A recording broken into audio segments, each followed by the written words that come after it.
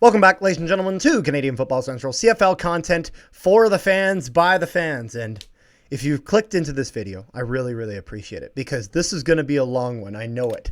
We are doing our preview. This is a full season preview, not just this week, a season preview of the entire Western Division.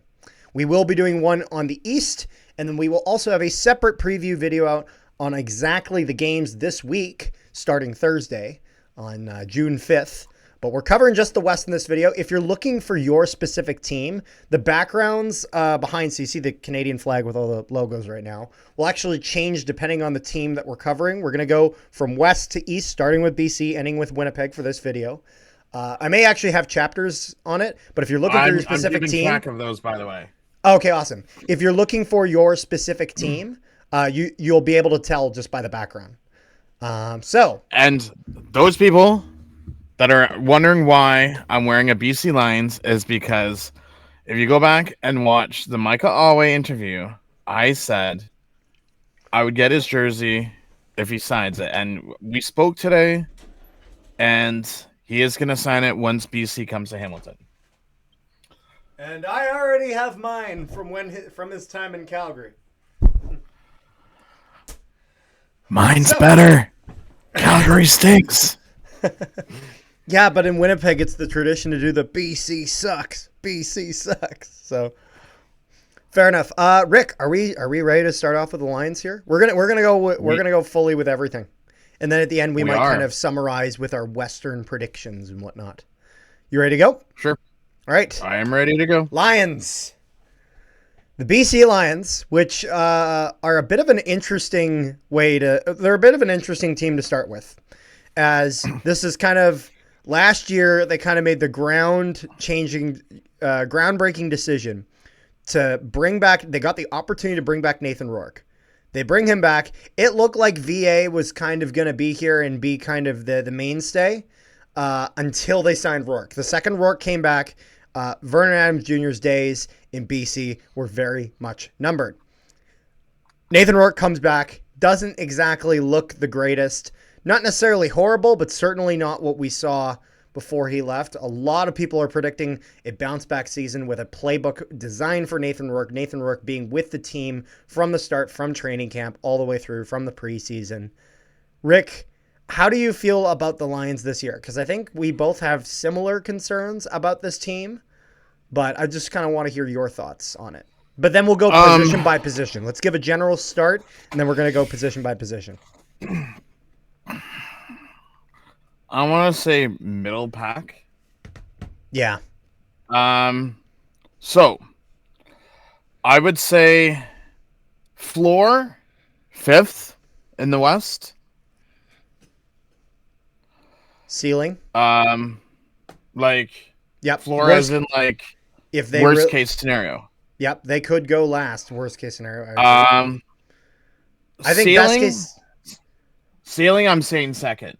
I'm saying I was actually going to say the exact same thing. I was going to say they could come second because kind of my predictions is that most likely 1 and 2 is Winnipeg, Saskatchewan in whatever order, whether it's Saskatchewan, Winnipeg or Winnipeg, Saskatchewan.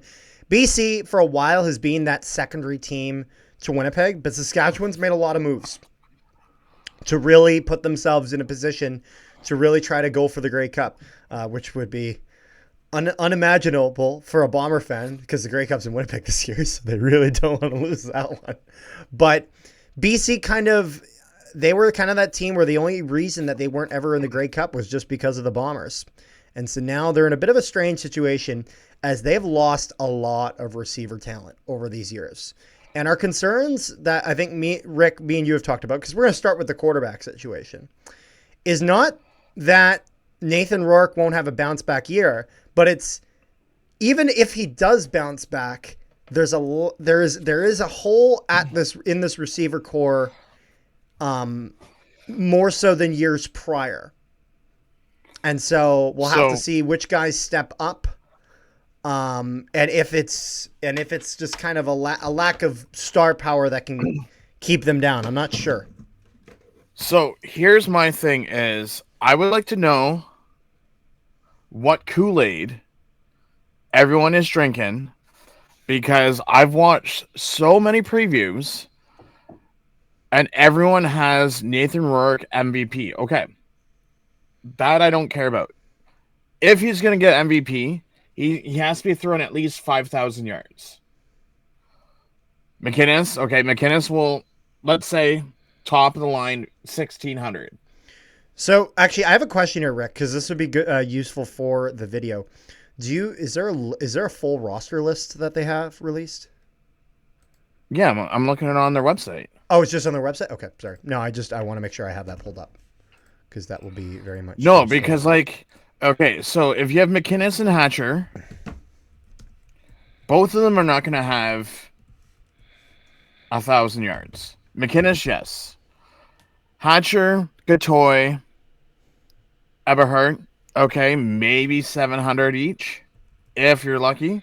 Like, I just can't see Nathan Rourke throwing 4,000 yards with what they have. With what they have, yeah. Then, if you think about it, can James Butler play a full season? Yeah, that's been a bit of an issue for them. BC, I'm going to look at his numbers. So, in 4 years, 11, 17, 17, 10. So, he played a full season. No. There is one thing I will say. Yeah? In 2 of the seasons, he's had over 1,000 yards. 2 of the other seasons, he's had less than 600 rushing yards. Yeah. And I mean, don't forget, he's a dual threat, but still, like, the 2 seasons that he's had over 1,000 yards, he's only had 7 touchdowns. The other 2 years, he only had 2 rushing touchdowns. Yeah. The interesting thing here is that despite... So the change here we're going for BC is they're at the running back position is they're going from William Stanback to James Butler. Now, with James Butler did not have nearly the numbers William Stanback did last year. However, or actually, I shouldn't fully say that. Not nearly the same rushing yards. Receiving, it's actually relatively close. With Stan, now you also have to realize Butler for a while, again, he's dealt with those injury problems, and then also Hamilton was really playing some other guys as well, and so some of it's maybe just didn't quite get the same field time as Stanback, who was really in all the time. The one improvement I will at least say in terms of running backs for BC is that I think James Butler, despite not having as many receiving yards, I think he's better at it than Stanback is, in the sense of Stanback always looked shaky with those. Every single time where Rourke or VA was trying to go for a big pass, couldn't find it, and just has to dump it to his running back, who's running just the short little curl route. Stanback would sometimes get those, but sometimes it would look really, really shaky. Actually, a lot of the times it would look really, really shaky. Actually, if we look back to last year, Rick, the game we went to, Saskatchewan versus BC, one of the reasons that A.J. Allen got the pick 6 he got was because William Stanback got the ball and was bumbling it around and couldn't hold on to it. And so A.J. Allen picked it up and went down for a pick 6. So I think William Stanback, as much as he was very good as a running back, I don't see James Butler really as a downgrade. I think he's better at the receiving game. And from a rushing sense, I think he's comparable. Now, he's a different style of running back, as he's a bit of a quicker running back and not as much Stanback, like a little bit more of a power back than a speed back. James Butler a little bit more on the other side of things. But all in all, I think he's a suitable running back for the Lions. The only good thing that James Butler, when it comes to receiving, was good for was the checkdowns. Where it's like you go up 5 yards, you turn around. If everyone else is covered, or what, check down or screen pass? I don't know what most people call it these days. Well, the screen pass. So it sounds like you're describing a bit of a screen pass. The other thing you have to remember with the screen pass is where Your offensive line is holding that defensive line for about a couple seconds, but then they're shedding their blocks, and the O-line then goes after the linebackers, then to try to create that short pass and that separation to then go upfield. That would be the No, like screen check play. down. Like what I'm thinking is like check down is like where like no one will be open and then he'll come back and he'll only be up like 3 or 4 yards and then the quarterback will throw it to him. Like You're what I mean? talking about the one where he can't find a receiver, so he just dumps it to his running back. Yeah. Yeah, I to be honest, I just say exactly what I said. I just call it a short little curl. You know what I mean? That's all it really is. But yeah, But yeah, that's it's basically the what you know what it is. Butler It's did. the last resort. It's the last resort, being like, well, I don't have any. Like, I'll put it this way: the only thing that's more last resort to that is just throwing it into the sidelines. And so, but anyways, so I think James Butler is a decent pick there. Now, if we look at the receiving core here, because this is what we had talked about it a little bit. Stanley Berryhill. I'm just going to go through from their website. Javon Katoy, Okay. who I thought was going to have a bit of a bigger year last year, but just got injured. Aiden Eberhard, who we had on the show. Make sure you check out the interview. Very, very nice guy. Talks about how he likes some weird food. Keon Hatcher, decent pick there. Jermaine Jackson. Justin McInnes definitely was the guy leading the charge. Again, it's not a terrible receiving core, but I don't know. I don't know But if again, this is quite enough. Hatcher's first season in 21, he only played 8. 22, he played 18. Yeah. That's the 23, other he thing played is like, 16. can you keep them all healthy? Because if you keep them all healthy, I think this receiving core can be serviceable. But if you deal with injury problems, if McInnes goes down, I'd be concerned. I mean, when McInnes was in Saskatchewan, the most he played in Saskatchewan was only 14. Yeah. I forgot he was in I'm saying Saskatchewan. no. Yeah, he played for 3 years in Saskatchewan. I know, before I'm just saying I BC. forgot. You're saying if McInnes goes down. No, I'm saying if Rourke goes down, this team's screwed. Well, yeah. Oh, but I to be honest, I think that's a given. As much as I love my boy Chase Bryce, I'm not exactly. I mean, I'm sorry. I would trust Mr. Beavertail, as my dad likes to call him, with his beaver tail hair, Jeremiah Mazzoli over Bryce. Yeah, I know. Even though Mazzoli's 36. Yeah. Although it's funny, if you want to talk about players that are injury prone, I think Jeremiah Mazzoli might be the top of the list on this team. Literally played like one game of football in 3 years because one guy dove at his knees and then other people thought it was a good idea. And so, receiving core looks relatively decent, acceptable. Just going to have to see how, if that's enough for them. Now, we talk about the passing game. We talk about the rushing game. None of this matters if you don't have a good offensive line that can give your offense the time to do its work.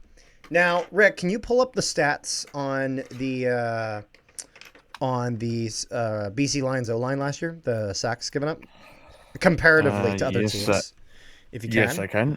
So we got Dijon Allen, Gerald Broxton. Broxton was very good for them. Michael Couture, good center for them. Also former Winnipeg Blue Bomber. David Foucault.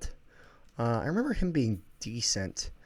Ilma Manning. Tyler Packer. Andrew Pearson. Chris Schluger. And George Una would be your offensive line for BC. Now, I do need to figure out that stat, though. I'm curious, yeah. Okay, so you want sack numbers? Yeah, where are they like in regards to the rest of the team, rest of the league? Okay, so this is. Hold on, I gotta find in the guidebook. Where's this? All-time leaders. Yeah, the CFL website is not giving me the stats I'm asking for. Oh no, you have to like go into like the guidebooks. That's can't even- 20, I can't even find it. 20, That's what happens when 23. when we don't do the research before the video and we just try to find it on the No, fly. this is what happens when Carter wants stats that you have to dig for. Yeah, I feel like other like Retired non-CF. I players. feel like other like things like TSN are better at getting the stats. Yeah, Here, because they have stats people. yeah, but the league doesn't, even though they should. Because I'm like, No, because it was so much easier because you could just go to like. do they not have Uh, sacks? They don't. Do they not have a stat list for their offensive line? Sacks given up. That no, kind they of. did. I'm looking at But TSN right now. oh, Let's what see. is this? Football This says all database. division. Oh, do they have sacks given up? MLP. No, they don't. But yeah, it's funny. BC last year, just in terms of overall offense, was basically right in the middle of the pack. Ooh. In terms of total yards per game. They averaged last year 366.2 That's total why. yards per game, just above Winnipeg and I'm just looking below Ottawa. at. Because again, it was Winnipeg's defense last year that was really getting it for them. That's why I couldn't find it because I was looking at 2024 and it shows.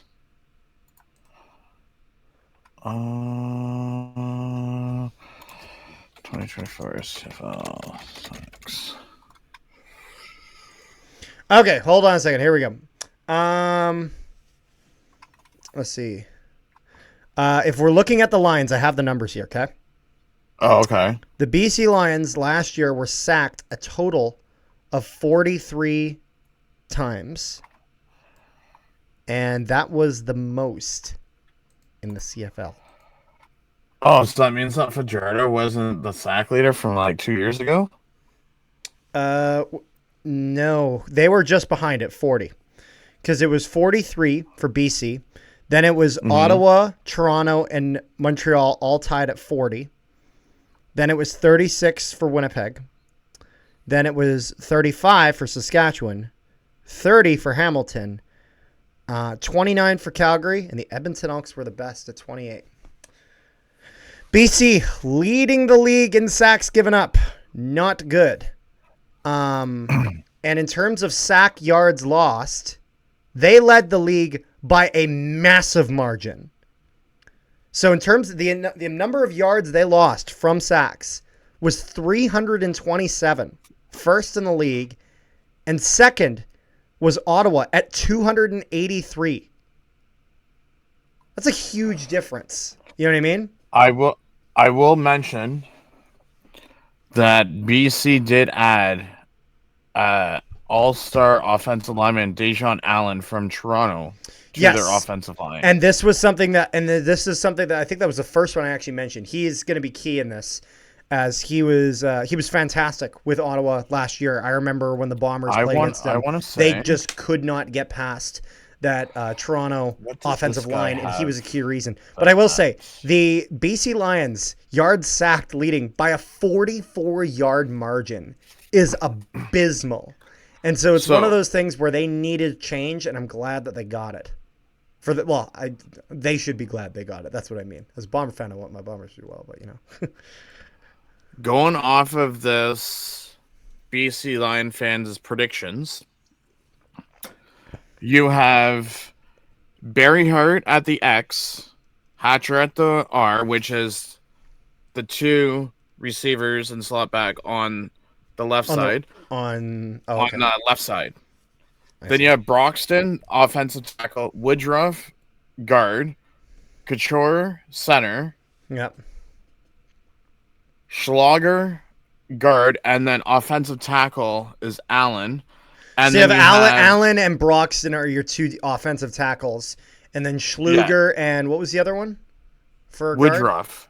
Woodruff, and then Couture at center. That's decent. That is. And then you have Katoy as your Y, which is the slot back just to the right of the offensive tackle. The W, which is McInnes right beside Katoy, and then Eberhardt, which is the Z. And Aiden Eberhardt. Yep. Overall, decent offense. Not a perfect offense by any means, but certainly not one that won't be capable of producing points. Which leads us to the defensive side of things. Yes. Starting with the defensive line, obviously they have their star, Matthew Betts, who, did he restructure his deal as well? Because I know Rourke restructured his. Yeah, he did. He did? Okay. Nathan Cherry, Chris Covington, Trey Crawford, Thibaut DeBale. So the interesting thing Dwayne is Hendricks, Thomas Lalille, and Marcus Moore. And then, let's see here. So Deshaun a couple of Stevens, Jonah things. Tavai, and So Sloan if you're looking T. at the defense, if your offensive line is right here and you're looking at it this way, Yeah. it will go Betts, Tavari, Hendricks, who played with us, who was a Where do you defensive find this, end by for the way? us. The Oh depth no, chart. I will send Send this me to the link, you yeah. on Discord. There we go. It's just someone that I follow. It's just what he thinks it is. So Covington's not even going to be their starter at nose tackle, which is interesting. And who posted this? Sorry, the one that you sent me. Roar Report. He's someone that I follow on social media. Fair enough. He's a Lions reporter, independent reporter. More of like what we do, but for like he's a season ticket holder. It's just stuff that he reports. Gotcha. Cherry, he has so Hendrick was a defensive end for us. So it goes Turi, Hendricks, Tavari, Betts, so he's moving and then Hendricks Stevens, to D tackle. Yeah, and then Stevens, Covington, and Cherry as the backup. Oh yeah. Linebacker wise, they have Halatic, Micah Awe at middle linebacker, and then Awe was easily going to be your starting middle linebacker, no question. And then Williams at the Sam linebacker. A lot of and then like even on the weak side. Even with their secondary, like okay, Peters, yes. Cooper, I remember Cooper from last year. I'm assuming the red means Canadian, right? Orange. Or the orange. Sorry, it looks red on my screen. Because it's black and orange. Where do you see red in BC line colors, Carter? Come on. No. I'm not. No. I'm saying the actual text itself, not the colors. No, it's orange. It is orange? Sorry. It's just my computer screen then. No, it's orange for Canadians and black for Americans. And what's the blue? The blue is because I see that on Meyer, their punter. Yeah, that's global. That's global. That's global. I see. Huh. I see. But so Trey, Hendricks, Tavai, and Betts. If you're Matthew Betts, I think you're probably looking for the same bounce back that Nathan Rourke is hoping to get. You know what I mean? As I don't think not that Matthew Betts was terrible last year. He was not, but I don't think he was quite getting the same success that he wished, in the sense of 2023 he just pops off, getting a career high, and I want to say career high 18 sacks. Is that now the league record? That's 2 years ago. But is that now the league record? Give me 1 second. 18 sacks? I think it might be. I remember he broke some sort of record with that. So let me see. Most CFL sacks in a season. Let's see here. Apparently, Wikipedia says 26.5. Okay, well then it might just be most BC Lions, or maybe one in like the modern era or whatever. If we're, you know what I mean, like since the year 2000. I mean, or whatever. I don't know. James Parker played from 84 to 89, so I mean, it could maybe a Canadian. Oh, it might be that. It might be most sacks for a Canadian. Oh, okay, hold on a second. I'm looking at a thing. Betts looking to set a new record. Because it should say... The home team is still alive because I know Matthew Peters looking to set a new record for most sacks in a single season for a national. Yeah. So that'd be most by a Canadian. So he did break that record. 18 sacks in 2023. Last year, goes up to the Detroit Lions for a little bit, which is why I used to make the joke of that. Matthew Betts did re-sign with the Lions, just not the ones you wanted, because he went to Detroit. Gets cut, ends up with BC halfway through the season. Plays only 7 games rather than 18 the year he played prior. Only recorded 2 sacks, though, in that. But got 13 defensive tackles, so still did relatively well. And he actually got an interception as well. And that would be a defensive tackle, so he got a pick 6. And so, all in all, if you're Matthew Betts looking to maybe make a bit more of an impact behind the line of scrimmage and forcing that ball back. Now, linebackers feel, again, relatively decent about the center. How do you feel about kind of that Sam and Will linebacker position for BC? I mean, Ben Halatic, he's been one of their top defenders. Yeah. I'm just looking at.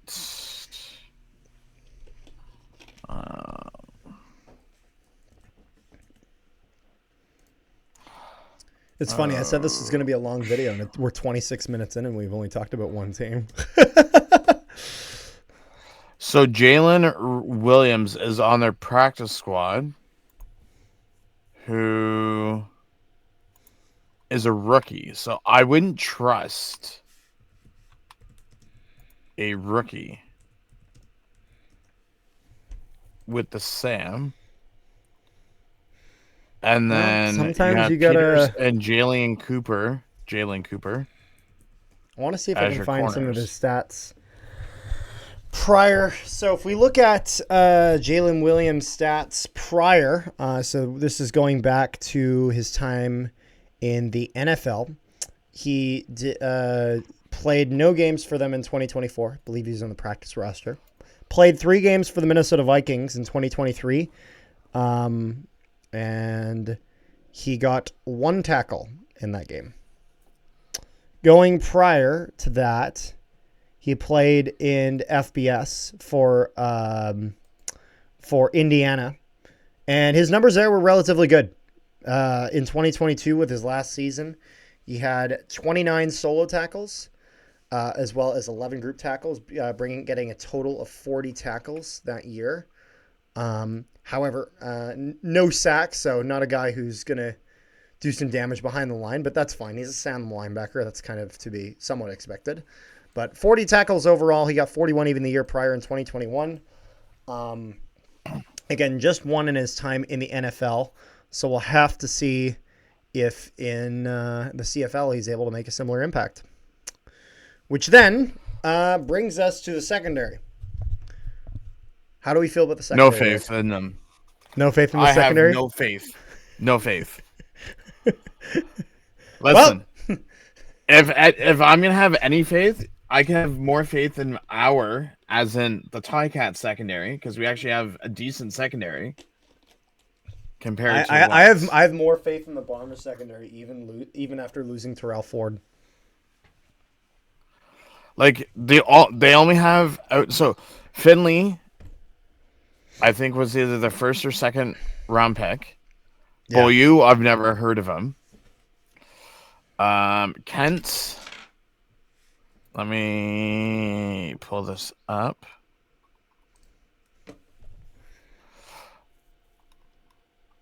So this would be Ronald Kent Jr. that they have on here. He's last year was his first season. He had 13 games, 48 defensive tackles, 3 special teams, and 1 interception. That's not bad. Yeah, but hold on a second though. Let's look at the rest of them then. So Peters, I'm trying to see Peters. That'd be Gary. Yeah, but Peters is a well-known. I know. I just want to take a look at a little bit at the stats of each of them. So if we go Gary Peters, last year, 11 games played, 55 50 I was going to say tackles, 55 defensive one sack tackles. and one interception. So you even got a sack from the like, secondary. And then there also is Robert Carter Jr. Okay, you look up him and I'll look up you. And Robert Carter Jr. Does he not have anything? He's a rookie. He's a youngin. And their safety, Christopher Beaulieu, had 14 defensive tackles, 12 special teams tackles in 15 games. Yeah. His second year. I'm going to look at the... sorry, this is Robert Carter Jr. I'm looking at him in the CFL, the football database, because he's coming out of college. And I'm not going to lie, I'm not very impressed with his numbers. He played for Virginia, in which which is D2 college football, and doesn't record anything really. It doesn't have any stats. Well, no, it doesn't have the stats. It's different. It's not zero. There's just the stats are not really showing. He played in the FCS though for Robert Morris, Rick, and in 10 games, he had 17 solo tackles and 5 group tackles for a total of 22 tackles. I'm not gonna lie, now he got 9 sacks. That was good. But like, was he even playing? Hold on a second now. Like, was that Division 3 though? I'm trying to remember though. Let's see here. Because last I seen, I don't think Robert Morrison was high. No, FCS is Football Championship Subdivision. That's Division 1. It's technically called FCS now, but that was Division 1. He got the 9 sacks, but in terms of total, but when it says total number of tackles, 22 and 9 sacks, was he not playing secondary, or were they just playing a weird system? Because he's playing defensive back here, so it's like, if he's getting that many sacks, I'm almost imagining that he's playing a different position.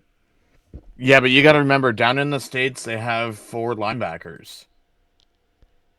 Yeah, so he might have been playing linebacker. So that might, but what I'm saying is that if what he was good at was getting the sacks and whatnot as a linebacker, if he's playing defensive back here, it's kind of useless. You know what I mean? Because you're not really going to have your secondary blitzing very often. So what I'm saying is the thing that he's arguably the best at, you're not using. Because down in the States, they have 2 outside linebackers and 2 middle linebackers, and then your 2 corners and your 2 safeties. Yep. But all in all, we should get on to the next team because we have 5 to go through, and we're already almost 40 minutes in. Rick, I think after looking through the whole lineup, I don't think this changes anything. I think that between second and fifth is exactly where I see this team landing. To be honest, the only way that they finish above third is if some miracle happens. Is if either Saskatchewan or Winnipeg falls apart. When I say miracle, I'm talking like if Saskatchewan goes on like another 9-game losing streak or some ridiculous, or you guys just start like 0-7 like you guys, or 0-6. Yeah, because we started a bit in the hole. Like the Bombers got back to first place, but they went on a big winning streak to do it. So yeah, but I think that's all we got for BC. Shall we get on to the next one? We shall. All right, Calgary. The Calgary Stampeders finally deciding that they need a starting quarterback who is a starter, no questions asked. As Jake Mayer for years, they gave him the reins. It was the right decision, it was, but it did not pan out fully the way they were hoping. By the way, do you have another depth chart like the one you sent to me or no? If you find one for Calgary, please send it to me, just Rick, because that would be very useful. Yeah, I'm just trying to see. Yeah, but we're going to start with I'm just going to take a look at the roster itself. Now, we're going to start with the quarterback situation in Calgary. So, your starter is very much Vernon Adams Jr., no question. They traded for him. They gave up a bit for him. It was the right choice. Calgary was a team with a bit of an identity crisis. They needed that. Behind him, there's also, in no particular order behind him, by the way, I'm just looking down the roster. I see Josh Love along with PJ Walker. Love's gonna be the and third. Logan Bonner was cut in. Now there are a few cuts that were no, because we kind of forgot to talk about cuts in the previous one, but there's two key cuts here to kind of remember. Logan Bonner was cut, and then also at receiver, Cam Eccles was cut from this team. And Hyman. That's right. Ishmael Hyman, right? Yes. So that was kind of your most notable cuts for the Stampeders. If Vernon Adams Jr. starts this season any way like he started last season for BC, Calgary's looking significantly better on it already. And the thing that's really, really dangerous about Vernon Adams Jr., and this is something that Micah Awe had told us about, is that he's so slippery. The amount of times where a linebacker or a defensive lineman feels like he's got him, and he just gets right between his fingers and he gets away. This is your guy for that. And that was what Vernon Adams Jr. brings to the table. And so if we take a look here at VA stats last year, I'm just going to take a look at here. So Vernon Adams Jr. last year for the BC Lions, he played. It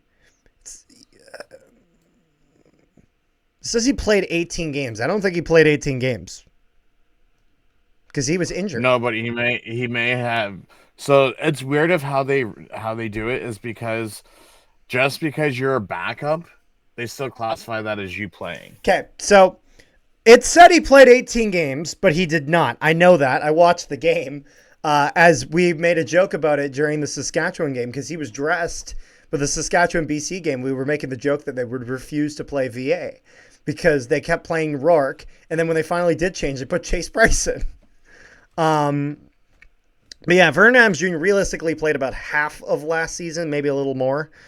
For the season before, he got 4,769 yards. Really, really good for the Lions. And then last year, 197 completions on 302 attempts. Just shy of 3,000 with 2,929 yards. 16 touchdowns, 1 interception. The year before, 31 touchdowns and 18 interceptions. Very much a bona fide starter in this league. And it's one of those things where for VA, I think it's nice now being in Calgary in the sense of with BC, it always there was always that hanging over him in the sense of like Vernon Adams Jr. is going to go in, he's going to be the starter and whatnot. But if Rourke ever became available, you knew the Lions were gonna give him the bag and sign him. And sign him they did, including a $200,000 media bonus, to which Nathan Rourke just refused to do media, which is just hilarious if you ask me. But yeah, no. So I think this was the right move for Calgary, and kind of allows them to finally find a bit of that identity. Now, if VA goes down, similar to BC, Calgary's in trouble. As I do not have the confidence, I do not have the confidence in either Josh Love or in PJ Walker to really be a long-term suitable backup in the way that some other teams do. With this, shall we? Is there anything you want to say about the quarterback situation there, or shall we get to the running back situation? What I was going to say was for the running backs, they have 5. Let's see who all they got. They got Jeshrin Antwi, decent. Eno Benjamin, Ludovic Chaquette, and then William Langley. Yeah, I think and he's their Dedrick Mills, fullback. which Mills will obviously be your starter here. So Mills definitely. Although it's funny, I say Mills will obviously be the starter, but then the Grey Cup winning team cut their starting running back. So what do I know? So we'll see here. What have you done for me lately?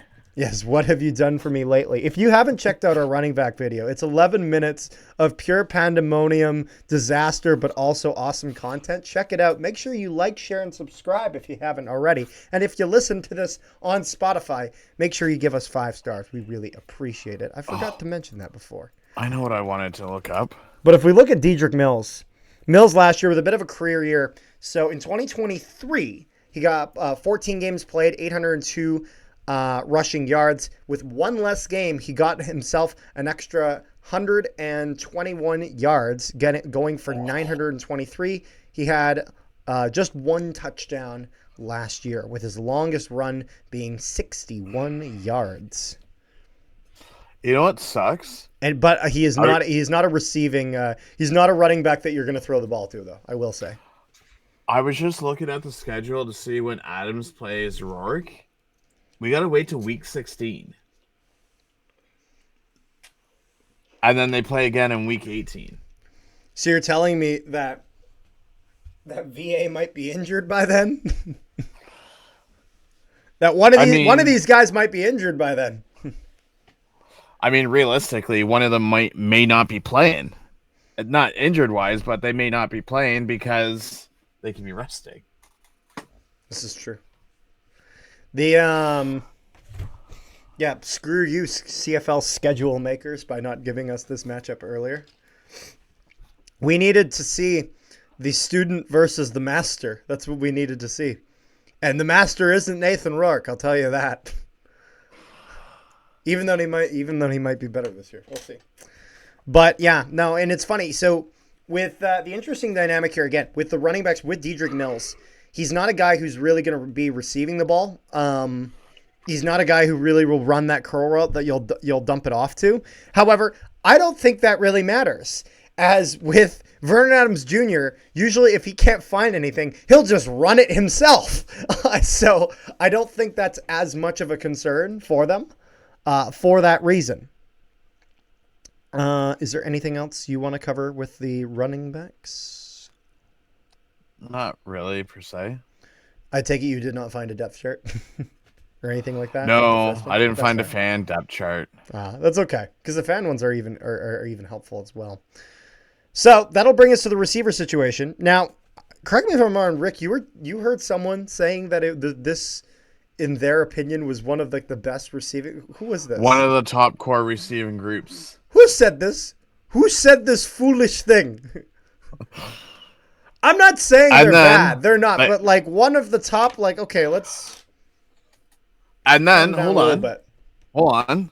This mid. Not only that, but he also said that Bagleton, Jalen Philpott, not Tyson Philpott, Jalen Philpott, Tevin Jones, and Dominic Ryans are 4 wide receivers in the top 20 of wide receivers. No, Dominic Rhymes and Reggie Bagleton, yes. The other 2, keep dreaming. Not even close. Keep dreaming. I'm sorry, Jalen, but you have not played the way your brother has. I know brothers have friendly competition. I've yet to see close competition.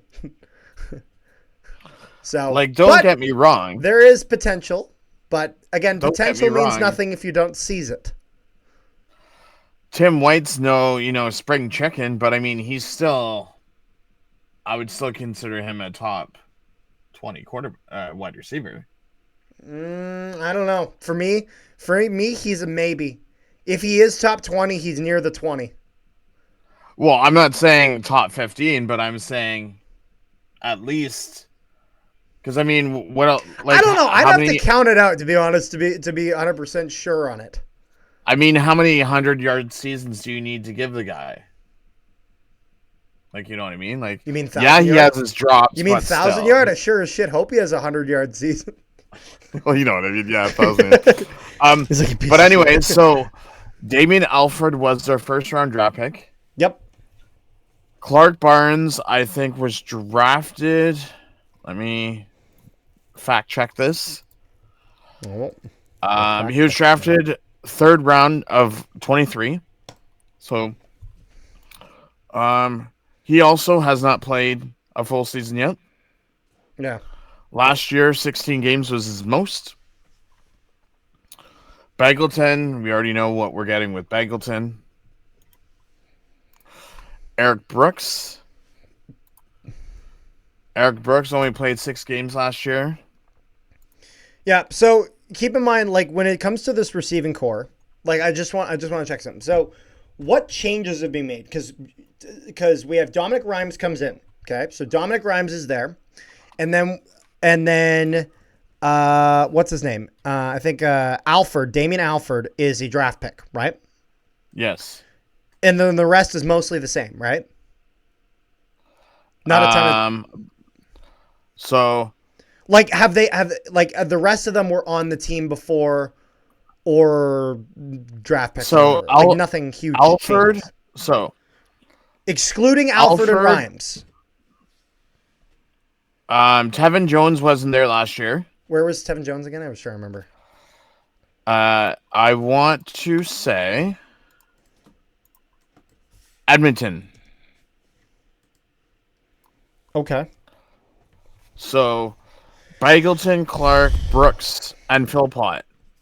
Those were the only 4 that were on the team last year. Okay, so then let's see this here, okay? So Tevin Jones plays last year for Edmonton. He gets around 700 yards, okay? And keep in mind here, if we're looking at I'm looking at the passing statistics, all the teams compared, okay? He played for Edmonton. Edmonton got a total of 4,891 receiving yards, or passing yards. So around 700 of that is Tevin Jones. Edmonton is middle of the pack. They're 5th in the league, okay? Equal distance from the bottom and the top. Calgary adds Dominic Rhymes, Tevin Jones, and this first-round pick that we have yet to see in the league, okay? Yeah. Calgary was second last year. So this is where I have a hard time buying that this is a top-tier receiving core. This might move from the bottom to the middle of the pack, but top tier, like, because if you think about it, Calgary last year, they had 4,681 receiving yards, which was ahead of Winnipeg. Winnipeg came last year in that stat. Actually, there was 2 yards behind. But in terms of yards, net passing yards per game, they were at 248.6, which is above Winnipeg, and it's below Montreal. And leading it actually last year was Hamilton, despite where they were in the standings. And that was just because of Bo Levi Mitchell was on a roll. But yeah, so I don't know. I have a hard time buying that magically all of their problems are solved now because of these few changes. I think it's going to be significantly better. I think their receiving core is in a bit of a better spot than maybe BC's, but I see this as a middle of the pack receiving core in the CFL. That's just my opinion. Would you agree with that or no? I'd say they can come 4th or 5th. You know? I'm just trying to think, because that would mean, I know there's other teams that we're going to talk about, but if they're middle of the pack, then who would you have 5, 6, 7, and 8? Or 6, 7, and 8, I should say. Well, BC's in there. Okay. Edmonton. I mean, they have Grant from Montreal, Gittins, and what's his name from Hamilton? Dunbar. But again, see, this is where I say middle of the pack. Not saying that necessarily they will be ahead of those people. No. I'm just comparable. Trying to think. You know what I mean? Yeah. With Winnipeg, it's really difficult because Winnipeg has some stars like Dalton Schoen, and then Wheatfall is shown to be a bit better. But the receiving core hasn't really added very many pieces. And last year, despite the success the team had, they were last in terms of net passing yards per game. They were. Mm-hmm. So I'm not sure. But this is where I think Calgary is, again, realistically middle of the pack for the receiving core. Now, I would say, I'll let you wrap up the receiving here because I want to talk about the O-line. Yeah. If we were to say top 4, I'd say Saskatchewan. Yeah. Winnipeg, in no specific order. Montreal and Hamilton. And then Toronto, you could make a case for Toronto. Yeah. But I mean, those would be the top 5. Yeah. So going to the And then O-line here, everyone- I do want to speed it up a little bit just because otherwise this video is going to take forever. True. But looking at that offensive line, I'm just going to label them out here. Bryce Bell, Roddy Brown, Joshua Coker, Deontay Demery, Christopher Fortin, Thomas Jack Curdila. I butchered that, I guarantee you. Chrissy Nakanu, and then Kyle Saxelid, and Zach Williams. And if I'm going to look at the and then looking at their sacks last year. Last year, they actually were very good as an offensive line. They gave up the second least just behind Edmonton with 29. Edmonton gave up 28. With the worst, again, being the BC Lions, as we already said, at 43. So, strong offensive line. Very, very good for, and Zach Williams was really, really key in that for Calgary. Very, very good for Vernon Adams Jr. Because even when you have a strong offensive line, even if the offensive line's holding on for a while, but then they start to fall apart, with a really good offensive line, they won't just completely collapse when they fall apart. What will happen is one guy will maybe slip up a little bit, and what this will actually allow is a quarterback to slip out, kind of scramble, maybe go for a bit of a run, which with Jake Mayer didn't really work because Jake Mayer would just kind of just stand there and just get ran over. Whereas with Vernon Adams Jr., we're talking about a very, very athletic quarterback who's really going to run and get out of there and find him and if he can't find space through the passing game, kind of make his own space through his own rushing game. So I think that this offensive line will complement Calgary very, very well, and I expect them to finish similarly as they did last year in terms of probably either second or third best offensive line in the league. So, based off of the next thing is with Calgary's defensive line last year was horrendous against the run.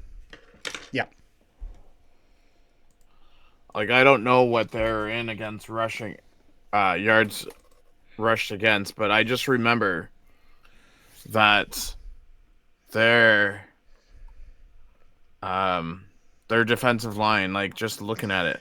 Oh you yeah, have no, Malade, they gave up. and They were their rushing defense just as a whole was last in the league. They were last at. They would give up 125.6 rushing yards per game. Not good. Like the only, like Wilcots, I remember he played for you guys. If I'm not back in the day, if I'm not. Oh, he might have. I can't remember. I can confirm that right now just by pulling up his. Yeah, he played for you guys in 22 before he joined us. Yeah, because they have Ormelade. And then you have Flo Ormelade, Yeah. who came over from Toronto. He was decent. And That's Miles a decent Brown. pickup. That's about it. So you make Those two are- kind of improvements on the defensive line. And Oh yeah, because Miles Brown played for Saskatchewan. I could see them being better than last year, but better than Right. last doesn't mean good. So, you know what I mean? Like, so I expect that this will probably be a bottom 3 defensive line. Definitely one of the weak spots here. And this is where they're gonna need to win with their offense because the at least the rushing defense is not looking good. And although their passing defense was a bit of a different story. So we'll start to talk a bit about the linebackers here. Now, the very first thing we have to mention with linebackers is the absence of Micah Alway. Alway's gone. He's over in BC, as we just covered.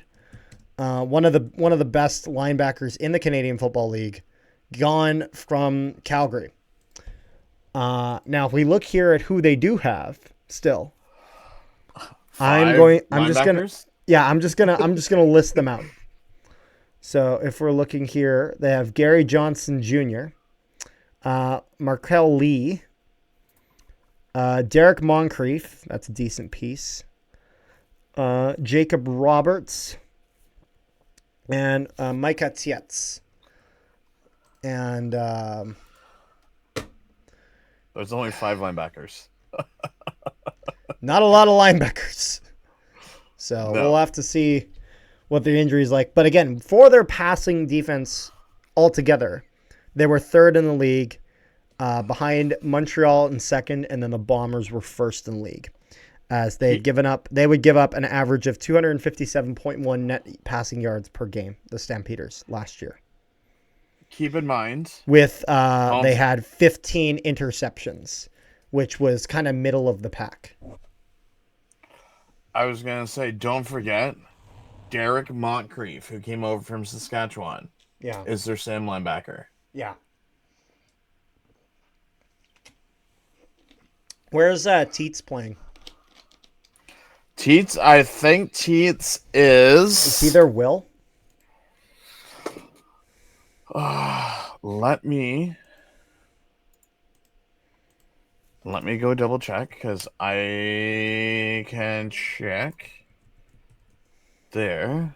Who is their home? Teets is their Will. Teets is their Will? I was pretty sure he was. Okay. So, decent linebacker corps. Now, that'll bring us to the secondary for Calgary. Mm-hmm. Also, we forgot to cover kickers. So, just a quick thoughts on Sean White in BC. Good kicker, consistent, not as good with the longer kicks, but he's good. So, yes? Oh, no, go ahead. No, I will done. let you talk that's about it. secondary. That's it. I just wanted to do two seconds, literally. So, Damian Webb came over from Ottawa. Yeah. Are we talking the secondary? I'm just trying to think, because I'm looking at their home depth chart from when they played Edmonton in the preseason game on the 24th. Oh, okay. I'll take a look at that. No names really jump out at me. I will say, though, just a reminder, Calgary's special teams coach is Craig Dickinson. Yes, this is true. So I just wanted to point that out there. Now, one thing that is key to mention here is that actually, one question I did have. They don't have DeMario Houston anymore, right? Because the charges were dropped. No, they released him because of the... Yeah, but weren't the charges dropped? I believe so, but they haven't signed him back. Yeah, so DeMario Houston, obviously one of their star defensive backs, formerly with Winnipeg, kind of made his name there, similar to Terrell Ford.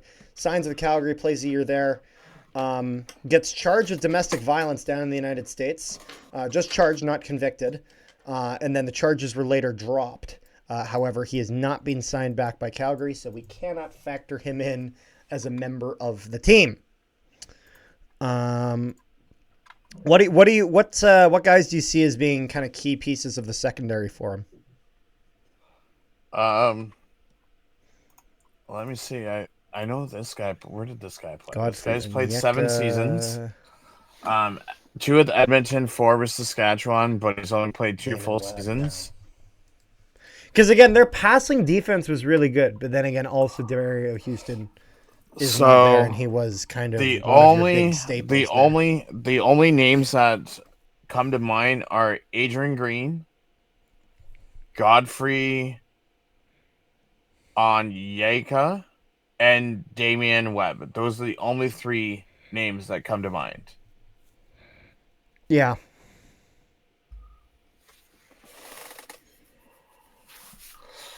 But if I had to make a guess on this team as to where,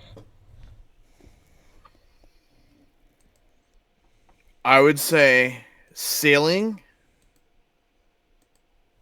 4th, floor 5th. To me, they just haven't brought in enough. I'd say ceiling is 3rd. I wouldn't say 4th. I wouldn't say they're 4th or 5th. I'd say ceiling is 3rd, floor 5th. I'd say their ceiling. You could. I'm saying there's a chance Edmonton? BC. I'm saying there's a chance BC collapses because of the uncertainty in BC, and Calgary could maybe slide ahead No, but that's what I'm saying. into So third. you would have Because you said their ceiling Cal- was fourth, and that I said their ceiling is third. Like best case scenario is third. no, that's what I'm saying. So you're saying for best case, you could see them finishing above Edmonton and BC. Best case scenario, yes. I'm not saying that's likely. I'm saying that's best case scenario. But I could also see them come dead last again. No, so here's my thing is... It's funny, Calgary might actually have a similar situation as Hamilton did last year, in the sense that Vernon Adams Jr. gets incredible numbers as in the running for MOP, but the team can't win any games. I just think, like, because Edmonton has so... Like, I know we're going to get into Edmonton. It's just Edmonton has brought in so many players that I just think, like, Edmonton... I think Edmonton's probably realistically better than Calgary. Yes, I agree with you. Yes. What I'm saying is that if for some reason that talent doesn't mesh well, because think about it, it's not like Hamilton didn't have talent last year. It just didn't mesh the way that it needed to. You know what I mean? Because you can have a ton of talent, but if it doesn't mesh together well, it means nothing. So that's where I'm saying is that as much as obviously it's more likely that Edmonton does better than Calgary, if for some reason that talent doesn't mesh together, again, the same problem the Ticats had, then I could see Calgary coming third.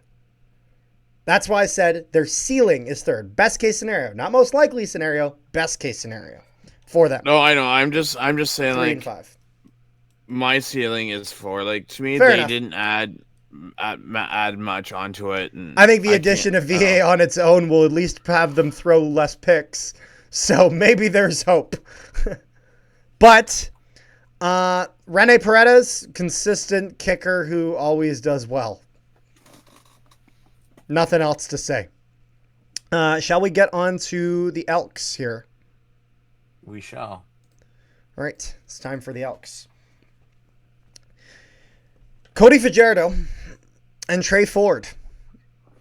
This is the age-old question of, does Trey Ford actually be a set-in-stone starter, or do you have him rotate in and out, kind of like before? Because I'm not going to lie, it seems kind of likely that Trey Ford doesn't necessarily have... Like, this is a 1A, 1B situation, and it's not Trey Ford's running the show and Cody Fajardo is along for the ride. I think you're going to get the same situation with Trey Ford as you got with Bethel Thompson and Ford. So the interesting thing is, so 1, they're at BC. 2, they're on a bye. 3, they play Montreal. 4, they're at Winnipeg. 5, they're at home to Ottawa. Oh, you're talking the schedule. Yeah, 6, they're at home against BC. 8, they're at Saskatchewan. I say by week 9 when they play Hamilton, if Trey Ford hasn't gotten up to snuff, I think they will put Fajardo in for games 9 to the end of the season. Yeah. No, that's true. Yeah, no, the quarterback situation in Edmonton is actually relatively decent in the sense of you actually have options here. Whereas with some other teams, if their starter goes down, they're kind of in the shitter here. Now, with Edmonton, they have, just if I'm looking here, they're, one of the key things for them was their defense last year. But if we're looking at their offense, their rushing offense last year was fantastic. If we're looking at the running backs here, Javon Leake and Rankin were just on fire last year, especially Rankin. Mm-hmm. Rankin had a series of games where he just seemingly couldn't be stopped. Javon Leake, I think, broke a record with how well he did on one of those games. And so the running back situation in Edmonton is very, very strong. And so, and it's very good in the sense of that Javon Leake is a guy that you can have bump out to receiver, and is also a bit more of a speed back, where Rankin's a little bit he's kind of a hybrid between a power back and a speed back. He's kind of in the middle, and so it gives Edmonton really different, really unique options for what they want to do in terms of their play style. Their offensive coordinator Jordan Max was it Max Smith, I believe. Is that how Their you say what? it? Their offensive coordinator. Oh, Jordan Mansimic. Massimic, that's what it. Maximic, that's what it is. But he's got a lot of options in terms of the way he wants to present his rushing game. Because last year they were first in the league with an average of 131.4 rushing yards per game. That it was just incredible. And last year their passing offense was kind of in the middle. So overall, relatively good offense for the Edmonton Elks. Is there anything you got to say about their running backs, or Not really. not really? So we'll get to the receiver core then. Receiver core for the Edmonton Elks. Stephen Dunbar Jr., after a long stint in Hamilton, has his time here. Curly Gittens Jr. from Toronto. Although was he in Edmonton for last season actually? Who's that? Curly Gittens Jr. Yes. Yeah, okay, so he was from Toronto the year prior then. So he had Yes. I remember him more in Toronto. Because that's who Toronto gave up for Jake Seresna. Now, Kalen Julian Grant from the Alouettes over. Then Zach Mathis, Arkell Smith, and Benjamin Victor. I like this receiving core. Overall, I think it's one of those things where it's not necessarily perfect here. Oh, Rick, it kind of kicked you out here. You good? Back. Okay, you're back. Okay, Yeah, I'm good. We're still rolling. Don't worry. I heard everything you said. Okay, So, perfect. Here's the thing. So outside of Dunbar, Julian Grant, and Curly Gittens, Victor Benjamin is a rookie. Mm-hmm. Arkell Smith only played 5 games last year. Went 13 for 18, 148 yards. Yeah. And then Zach Smith, last year was his rookie year, and he only played 10 games, and only had 137 yards. Okay. Rick, I need to stop the video for 1 second. Like, we're still rolling, but we have some breaking news. Bit of a tragedy coming out of Winnipeg here. Just condolences to the family of Milt Stiegel, as today his son Chase Stiegel passed away. Announced. I was going to say. Just announced by the Winnipeg Blue Bombers. So, rest in peace, Chase Stiegel. Absolutely devastating news for Winnipeg Blue Bombers legend Milt Stiegel and his family.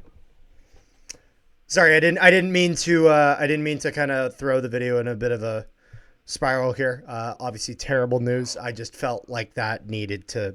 I just saw this now, so I wanted to put that out there. But we'll get back to the video and kind of stay on topic here. Oh yeah. Go back to where was the screen that I was on? Oh yeah, this one right here. Okay. So Zach Mathis hasn't played a full season. Yeah. He's only played 10 games last year in his rookie year. Arkell Smith only played 5. And then, so you only have 3 players that have CFL experience out of 6 receivers on your receiving group. Yeah, and that's where this receiving group is very top heavy, in the sense of I have confidence in your top 3. Past that, not that it's terrible, it's just unknown. Roll the dice. So here's the thing: is that I know Hergy Mayala, they lost him. Stephen Dunbar has not done very well outside of Hamilton. Yeah, this is true. Although he was okay in the preseason. No. What I'm saying is full seasons. Yeah. He has not, he's only had 2 1,000-yard seasons. That's it. Out of 4. When he's in Edmonton, he doesn't do well. Yeah. So, But all in that all, is it for me. all in all, I'd say receiving core decent. Now, if we're looking here at their offensive line, last year's record, league low sacks. They're first in the entire league in the least amount of sacks given up with 28. So very good job for the Elks offensive line. So that would be your offensive linemen here. You'd have David Beard, Brett Boyko, Mark Evans II, Martez Ivy, Mark Corte, Gregor McKellar, and that is it. So that's kind of your not a huge group, but that is your group. Was there any key defensive or offensive linemen that they lost? I will say that they did gain our center, David Beard. Yep. So he's going to be key for their center. Do they still have Richards, actually? Did I say Richards? No. Okay. So this is mostly the same as last year, kind of a standard offensive line for Edmonton was your center as Corte. So we'll have to see if Corte stays center and maybe Beard goes guard, or if Corte bumps out to guard. Foucault was their left guard, and their left tackle was Ivy. So both guys still around. Their right Corte guard, Richards. Is not on the team. What did you say? Corte is not on the team. Oh, is he not? Sorry, my apologies. So David Beard is then definitely sliding into that spot. So Corte and Richards are no, Mark Corte is on there. I see him right here, 65. Am I going insane? I literally see him on the. Oh, okay. No, I'm thinking it like starts with a C. Nope, with a K. Yep. So Corte, Foucault, and Ivy all still there. Richards gone, and Boyko is still there. So there's not a lot of change to this offensive line, which if you're Edmonton is actually relatively good, as that means. So that means that either Corte will stay at center, or he'll bump out to guard, or David Beard will go in as guard. I suspect Beard will go in as guard if Corte was their center to begin with. I will tell you that it will be Corte guard, Beard center, because you don't pay a center when he was in Hamilton for 3 years, 6 figures, over $200,000 to go be a guard. Okay, never mind then. If they're paying him $200,000, then yeah, he's probably center. Or at least $100,000 anyways. Then again, if you're offering a guy if you offered me $200,000, I would do whatever the hell you asked of me. I would be your slave. Seriously, I would do whatever pays the bills, my friend. When it comes to football positions, I played O-line, but if you asked my ass to be water boy for $200,000, no one would fill the bottles better than me. So, anyways, overall, pretty good offensive line here for the Edmonton Elks. That now brings us to the defensive line. And this is where this team gets a bit scary, as this defensive line has inherited the Toronto Argonauts defensive line, which is the scariest part of the Toronto Argonauts last year, which was one of the most key factors in them winning the Grey Cup and getting to that game. As Brandon Barlow comes over from, I think, Hamilton, right? Is that right? So Barlow and Kongbo come over from Hamilton.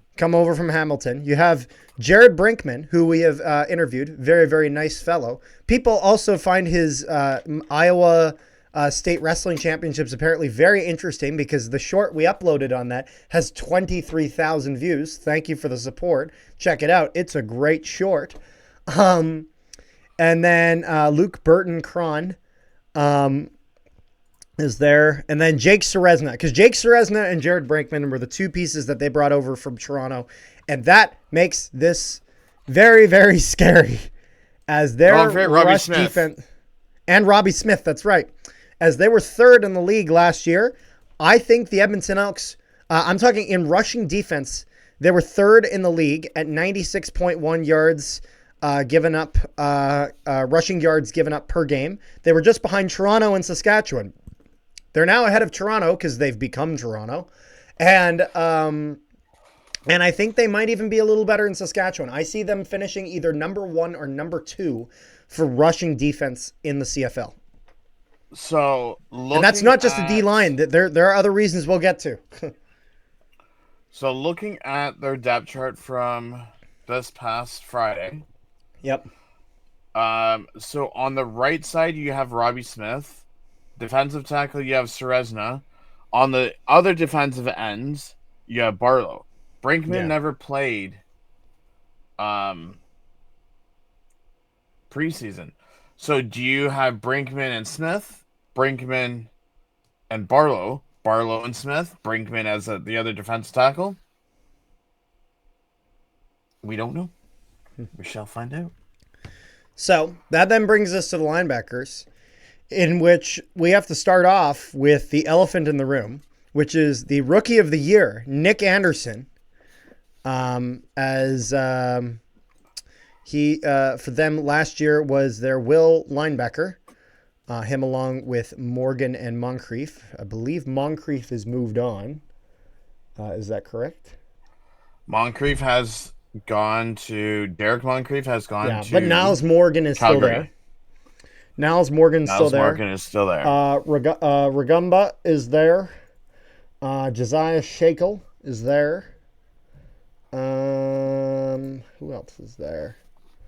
Joel DeBlanco, Devadrick Bynum, Michael Bodrick, and DK Bonham. And I butchered those names. My apologies for that. Which and again, so they were third place in rushing defense. Their passing defense last year was really bad. It was really bad. It was not looking good. They were dead last in the league with 300 yards given up on average per game in the passing game. So obviously that kind of starts, you get a bit of that with your linebackers, but then we'll have to check out the secondary. But this is a relatively, like if we look here at some of the ages of some of these guys, this is a relatively young linebacker group. As if I'm just looking here, we got a oldest is 28. The oldest is 28 years old. They don't have a single one over 30. So there's a lot of room for improvement here. Actually, a lot of this is 25. A lot of this Elks team in general is very young. So I could see them, even with a similar roster, being improved over last season. So this is very, very good for Edmonton. So I think the linebacker core is solid, and pretty decent. Again, when you have the guy who's leading the league in tackles last year, Nick Anderson, you're going to be a decent linebacker core. Going back to the secondary, though, how do we feel about Tyrell Ford, Royce Meche?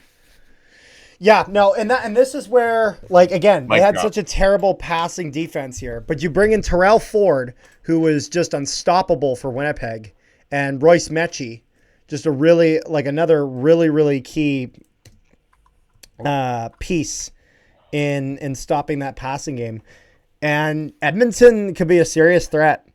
Like Edmonton, Royce Meche last year, who had played for Toronto and before that Calgary, going back I think as far as like 2018. Bo Levi Mitchell days. In the Bo Levi Mitchell days. Yeah, you got a threatening team in the Edmonton Elks. You do. Now, one thing I actually do want to take a look at here, if I'm not mistaken, what is the kicking situation here? Vincent Blanchard. This is where, if there's one Achilles heel in this roster, it's that I don't know about that kicking situation. Do they still have Dean Faithful on their practice roster? They do not have Dean Faithful, and they do not have Boris Beatty. Yeah, although Boris Beatty wasn't very good for them. I don't know how I feel about Vincent Blanchard. He played one game and he made one field goal last year. That's not a sample And his size. longest was 19 yards. His only was 19 yards. And then he got an extra point. That's He went like, 1 for 2 for extra. I'm point. not saying he's bad. I'm not. But I'm saying we have no idea how good this guy is. And so I would not be surprised if the Edmonton Elks start and finish this season with a different kicker. I think that is entirely possible. That is the one part of this team I really feel uncertain about. Which now brings us to our predictions for this team. Yes. I think what is their floor and what is their ceiling? So, if they completely shit the bed and they cannot mesh together, 5th. Agreed. If they can really mesh together, I would say 3rd. The only way that they get 2nd is if they really mesh and Saskatchewan or Winnipeg takes a really bad dump. For me, the floor I have is 5th, and the ceiling I was tempted to maybe say 2nd, but I'm going to say 3rd. However, I will say, as much as I said 3rd and 5th for Calgary, and I'm saying 3rd and 5th for Edmonton, I think Edmonton leans... They are closer to 3rd than Calgary is, in my opinion, in terms of likelihood of actually grabbing 3rd place here. And so Edmonton, looking to return to the playoffs, could see it happen. Again, it really depends on what kind of improvement we get from the young talent here in Edmonton. Edmonton is a team that is going to be that if they're not good this year, they're going to be good in a couple of years. They kind of are in a similar situation as the Utah Mammoth is in the NHL in the sense that there is talent there. There's just young talent, and so we need to see how quickly it develops. I completely forgot that that's what they named the team. I was just going to say, who the HE double hockey stick is Mammoth? The Utah Hockey Club. Not the U2 Hockey Club, like the fucking band. I'm done with this one. Are we ready to move on? We are. And now we are talking about the Saskatchewan Roughriders, or the Saskatchewan Rough Argonauts, as they basically they grabbed a lot, and they still do. Before we go into the roster, yeah. Before we go into the roster, I'm just gonna throw the elephant in the room and say running back coach Andrew Harris. It hurts my soul. That's why I said it. It's painful to hear it. You wanna know why it's painful to hear it? It's painful because I have a Grey Cup ring with his name on it. It hurts me to hear that, but it's okay because if I don't want to hear any more of it, if I don't want to hear it anymore, I can just plug my ears with them. Anyways, Saskatchewan. You all know my feelings on this team. I don't like them, but I have to try to be unbiased here. And the thing that I will say, Saskatchewan really is looking like they're making a push here.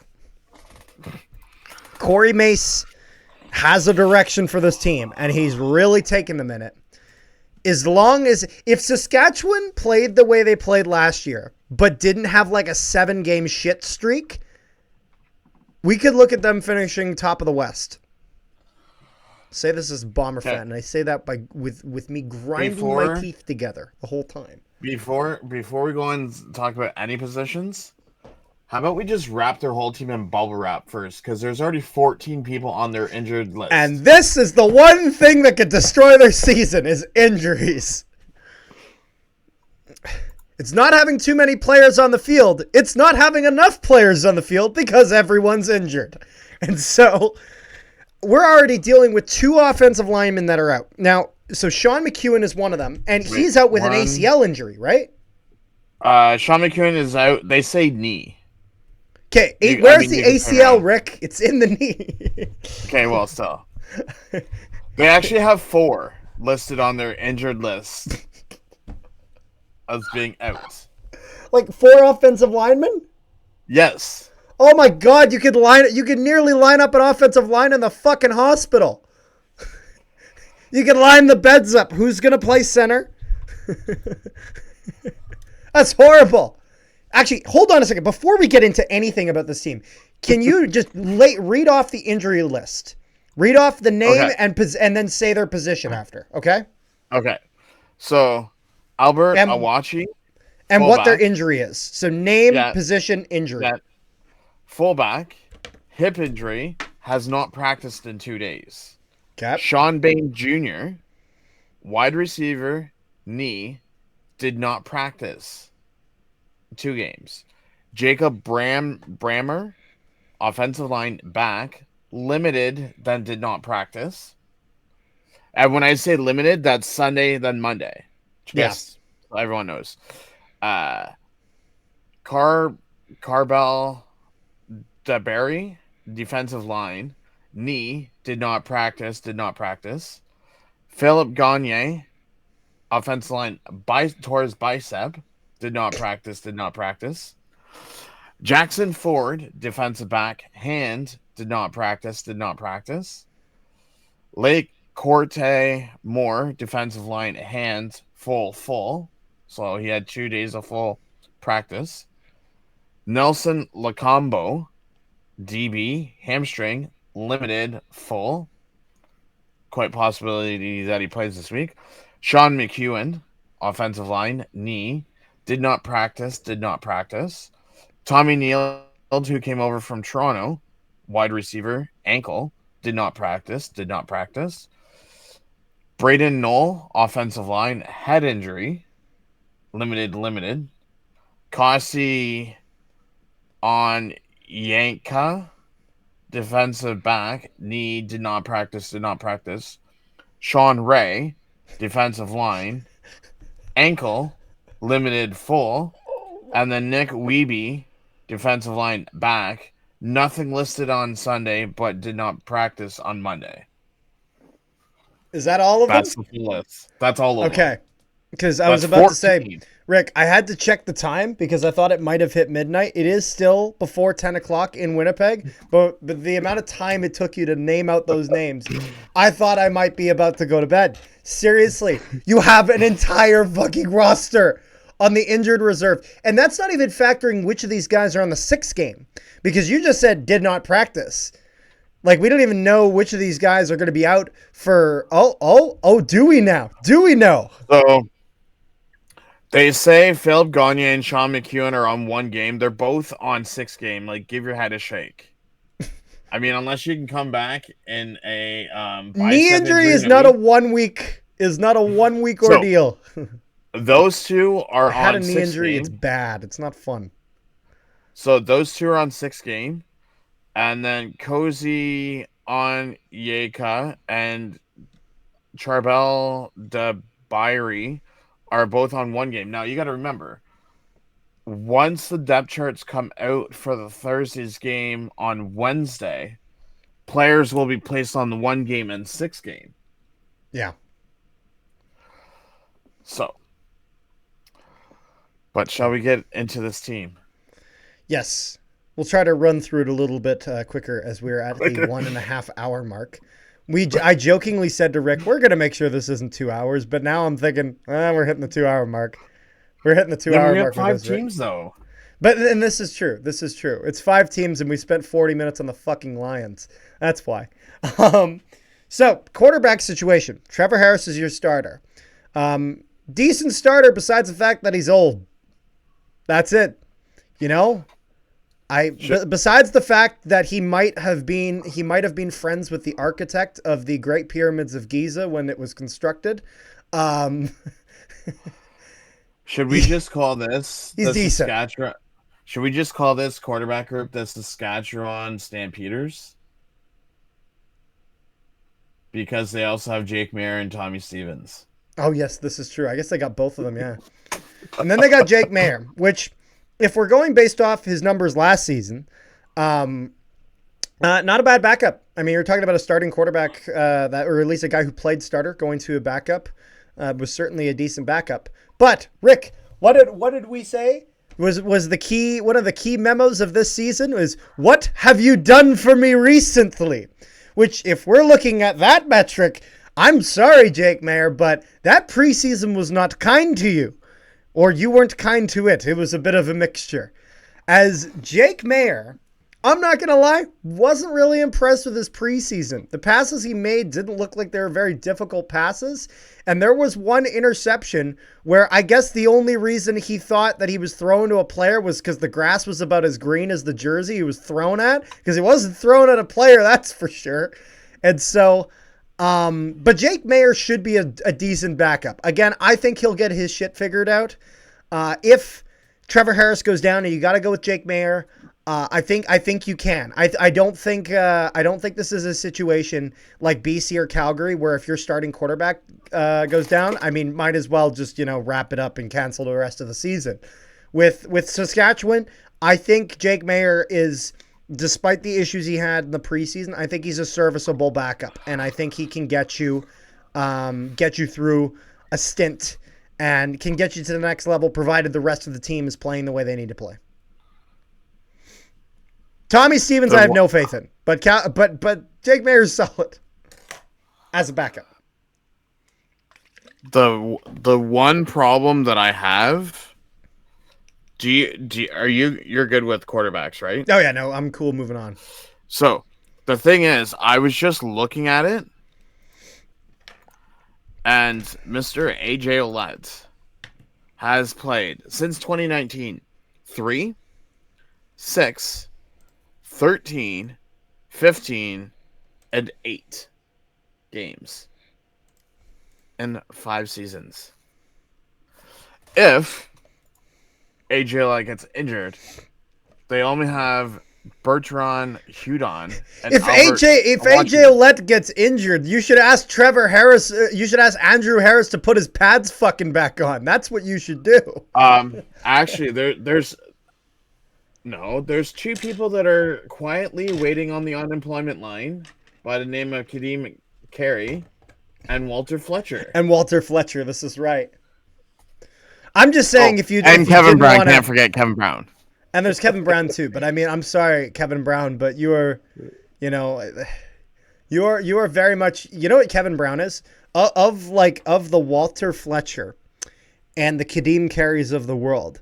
Kevin Brown is like the Ringo Starr. You know what I mean? He's not the John Lennon. He's not the Paul McCartney. He's just kind of there, And watch me get shit on because I shit on Ringo Starr. I'm sorry, but Ringo Starr is not as good as the other two.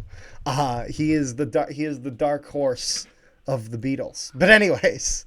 Oh, okay. I was going to say something, but I'm not going to make myself look like a moron. Uh-oh. What were you about to say? Nothing. We'll just move on. He was about to be like, who's Ringo Starr?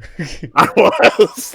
That's totally fine. Rick, it's just because I know a bunch of this worthless information. And honestly, the fact that you were about to say who's Ringo Starr, exactly. That proves my point. That proves my fucking point.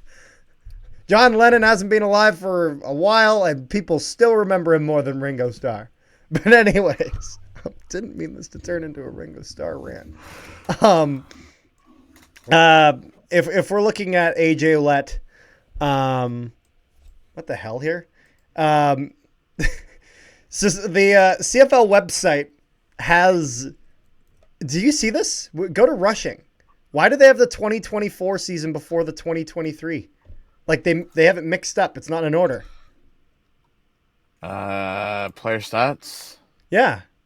Mine goes to 25. Mine goes 25, 24, 23. Oh, I don't have 25 on mine. If I just search up AJ Ouellette on and then click CFL, it shows his 2019 stats, then his 2021, then 2022, but then 2024 and then 2023. Really strange. Oh no! I don't know why. Maybe it's just a glitch. Yours is messed up. Mine's perfectly correct. Yeah, no, mine is messed up. This is right. It's your computer. Actually, no. The second I hit refresh, it fixed it. What the fuck? His numbers in Toronto and his last season in Toronto were good. His numbers in Saskatchewan, Nothing to write home about. not like they were serviceable. Um, I don't know. It kind of took a while for him to get going because it was like Saskatchewan was used to having a speed back and not a power back, and they just couldn't figure it out. It's like they could make a hole in the offensive line big enough for a defender, but not big enough for the Viking AJ Ouellette himself. Like, he's only had one season over 600 yards. Like, I'm sorry, for a guy that wields Thor's hammer, I'm not sure if he's worthy. Like, so we'll have to see. I'm not. Where's Scott? What? Where's Scott? Have you not seen Wayne's World? Oh no, I was thinking like when I said worthy, I'm talking like Mjolnir, like like Thor's hammer. Like you can only lift the hammer if you're worthy of ruling Asgard. That's like the whole shtick. So you just said worthy. I just thought of Wayne's World. Oh, okay. That's all right. That shows our differences, my friend. But anyways, AJ Ouellette, good starting running back. But if you can't get an offensive line that can make the holes available for him, doesn't mean anything. But not bad by any means. Which and then kind of his backups are, I'm trying to remember. Thomas, Bertrand Hudon, and Albert Awachi. Just kind of nothing. That explains it right there. Carter's like just kind of who like, the F are these? That's just we got a. You know what that is? That's if you go to a WWE live event, you know, like some of the wrestlers, but then a couple of them are just local talent that are just kind of there, and you've never seen. The dark matches. Yeah, the dark matches. You're like, who the fuck are these ham and eggers? And so like, and then you see him, and you're like, okay, well, I know this guy's not winning because he doesn't have any theme music, and so. He just got beat by like No Way Jose or whoever the hell the wrestler, freaking Fandango or something. Anyways. Shall we move on to wide receivers? Yes, and this is an area they're doing a lot better in. Mario Alford, they're one of their key returners. Sean Bain Jr., being a mainstay there for a while. Duncan Busby, he's a decent piece. Samuel Emilus, kind of like the Drew Wolatarski of the Saskatchewan Roughriders, good possession receiver. Keyshawn Johnson, decent piece. Dante Myers, and then. Do you see Samuel Emilus's age? Samuel Emilus's 125. Can somebody fix the website? See, I made the joke that Trevor Harris was friends with the architect of the Great Pyramids with how old he is. However, if the CFL website would try to convince me of anything, if the CFL website would try to tell me who might be a little bit older, then potentially, why is Samuel Emilus listed at 125 years old? Actually, hold on a second. Are you screenshotting that? No, I'm taking a picture of it with my phone. This is just too great. Yeah. So for those at home wondering if I'm telling the truth here, Samuel Emilus, I don't think he's 125 years old. Whoops. Whoops. Oh God, I could post this on our story and potentially get someone fired. I'm kidding. Post it as a short on our channel, and maybe we'll get a bunch of views. Oh, there we go. Maybe that's the move. And then obviously the staple of the receiving core, Schaefer Baker, the guy that will be in here until the sun sets for the final day. No, but receiving core for Saskatchewan is very strong. Actually, you want to talk about a receiving core that's going to be probably one of top of the league? This is that one. Saskatchewan, top of the West. We'll see. But I have a lot of confidence in the Saskatchewan Roughriders receiving core. Last year they were top of the West. They were third in the league behind the Ottawa Redblacks And then in first, the Hamilton Tiger Cats for passing yards. And so with an average of 266.4 per game. Their wide receivers will only go as far as their offensive line takes them. Yes. And the offensive line will only go as far as the injury reserve takes them, because the injury reserve is dragging them down right now. So we will have to see. But overall, relatively good. Offensive line, I don't even think we need to talk about the offensive line. We basically already have. Good offensive line, keep them healthy. Yeah, but don't forget about Yoshi Hardrick. He's 35. He only played 5 games last year. And this is again kind of what I said about the injury problems again. Not that the offensive line for Saskatchewan is good. It's just full of injury problems. And so you need just to bubble wrap keep the team. What? Just bubble wrap the offensive line. Yes, which is not usually the group you want to have to be bubble wrapping, if we're being real here, but it's been a bit of a problem for them. So we'll have to see, because that's the only reason Hardrick didn't play more games last year, is just because he was just hurt. So, which brings us to, I think this brings us to the defense, eh? Defensive line. So defensive line. Let me just take a look at here.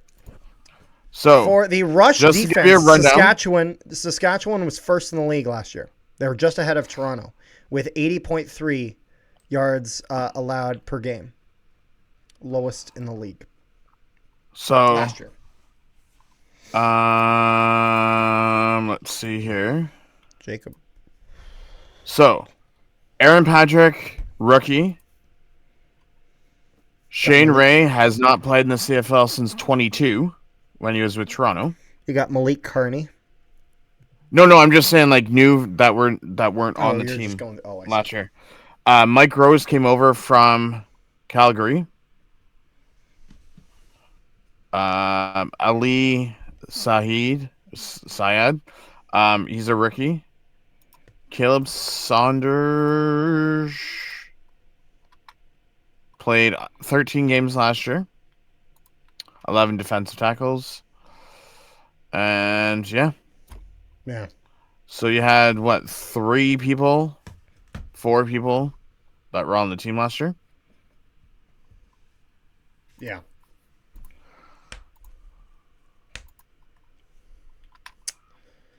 Overall, I think this is a decent defensive line. I don't know if I'd go as far as saying it's an improvement, but I wouldn't say if there's any regression, it's not very much. What do you think?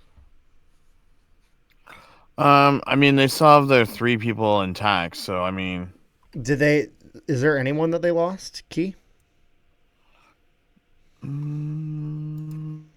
Like, if I just try to look at kind of a depth chart from last year. Where is my Saskatchewan? Are they gone? I think Cox Jr. is gone, right? Oh, yes. Cox Jr. is gone, and Brown is gone. And Lanier is gone. Okay. Cox Jr.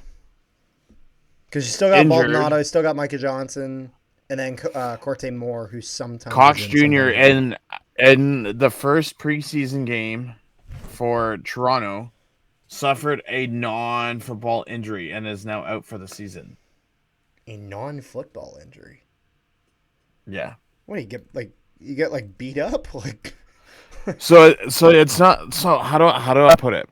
Non-football injuries are like when you go to, I guess, if you go to take a stance as a defensive lineman, you go do like a drill and you get injured. It's not like you were injured playing a game. Okay, so no, you're not injured by contact. Non-contact. So it's like a non-contact injury. Okay, I see. Yeah.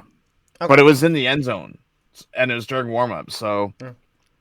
It's not good, though. Injured is injured, though, at the end of the day. So. Sure. So linebackers, shall we? Linebackers. Now we led still by have, our good friend AJ Allen. I hate Saskatchewan, but I love you, AJ. Mr. Chessman himself. The chess man. That's right. The chess man. I like that. He's such a nice guy. If you haven't seen it, seriously, you guys should see our interview with AJ Allen. He's such a nice feller. Including And then we met him in person. And then we met him in person after the game, in which he was the most styled person out of everyone on that entire team. And maybe that was why he got the pick 6. And I said, you probably got to keep this around. And he said he would. And also, thank you for signing the hat. I really appreciate it. Mine's better. I got the jersey. See, I'd argue mine's better because I don't have to have that ugly jersey. But you have a Saskatchewan flag in the background, so you have Saskatchewan merch. Because that's the matchup, Rick. Don't fucking read too far into it. It's the matchup. See, we have winning team, losing team, and to remind them that they lost. There's a lot of showcases and games that don't matter in preseason. See that right there? Those are the wins that matter. They're called Great Cups, my friend. So the other key linebacker is Jameer Don't make Thurman. me remind you.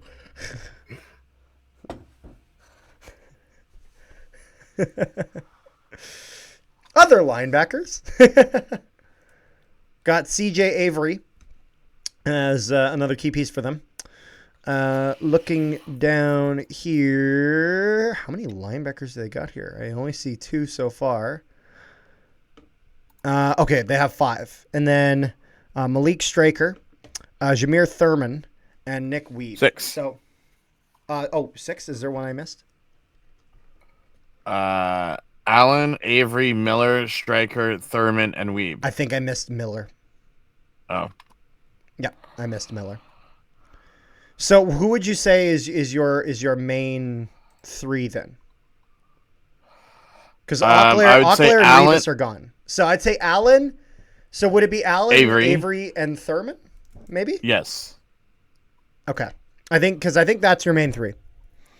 And so I would say all in all, a good amount of confidence in them. Which then leads us to the passing game as a whole, where Saskatchewan, kind of surprisingly here, second last in the league last year in terms of they gave up a lot, 280.6 passing yards per game that they gave up, second last in the league, which is surprising, and here's why. Because with Saskatchewan, Saskatchewan's secondary is very, very top heavy in the sense of the best guys are really damn good, but the worst guys are getting beat all the time. And I think that was kind of the key thing. Because if we look into the secondary here, it's not like there's no talent. You have Marcus Sales, who was decent for them. Roland Milligan Jr., who didn't win any awards, but sure as shit, was very much in the running. But then after those 2, you got a big drop. You know what I mean? I beg to differ because Milligan Jr. was named most outstanding defensive player. I forgot about that. That's right. Okay, he did win an award. Okay. No, but do you think but do you agree with what I'm saying in the sense of they're very top heavy in the secondary in terms of the best guys are really good. But after Sales and Milligan Jr., with Milligan Jr. as your number 1, there's a big drop. What's the saying? You're only as good as your weakest link. Yeah. Oh, yeah. You're only as good as your weakest link. And this is the problem that Saskatchewan has, is that the secondary is good individually, not great as a unit. And so I think Saskatchewan will do better at this. Corey Mace was the defensive coordinator for the Toronto Argonauts. I imagine that this is an issue that he sees that he acts on. and makes some changes to hopefully get a little bit better chemistry. I think they'll do better than last year. I expect that they won't come second last in passing yards given up again, but I see them as probably middle of the pack, as I don't see going from second last to like first in a year span. Would you agree with that assessment? Yes. Okay, so that leaves just one position left, Mr. Brett Lothar. How would you say? How would you feel about Mr. Brett Lothar as a kicker? So the funny thing is, because for me, he's a decent veteran kicker, but one of the more unreliable ones if you compare him to Sean White, Rene Paredes, and Sergio Castillo. So Riders released Bailey Flint today, who is their global punter. So they only have Joe Couch on their practice roster. Then that means that unless you bring in someone within the next day, either they activate Joe Couch off of their practice roster, or Brett Lothar is doing both punting and kicking. Yeah. So you got yourself an interesting situation there. So predictions for a floor and ceiling for Saskatchewan this year. Ceiling 1. Yep. Floor 3. I 100% agree. I'm exactly the same spot. I was thinking best case scenario, they could be leading. They could be leading the West. Worst case scenario, I don't see them dropping lower than third. I don't think there's any way Saskatchewan doesn't make the playoffs this year. They're too good. There's too many There's too many. What I will say though is, I would say home playoff or bust.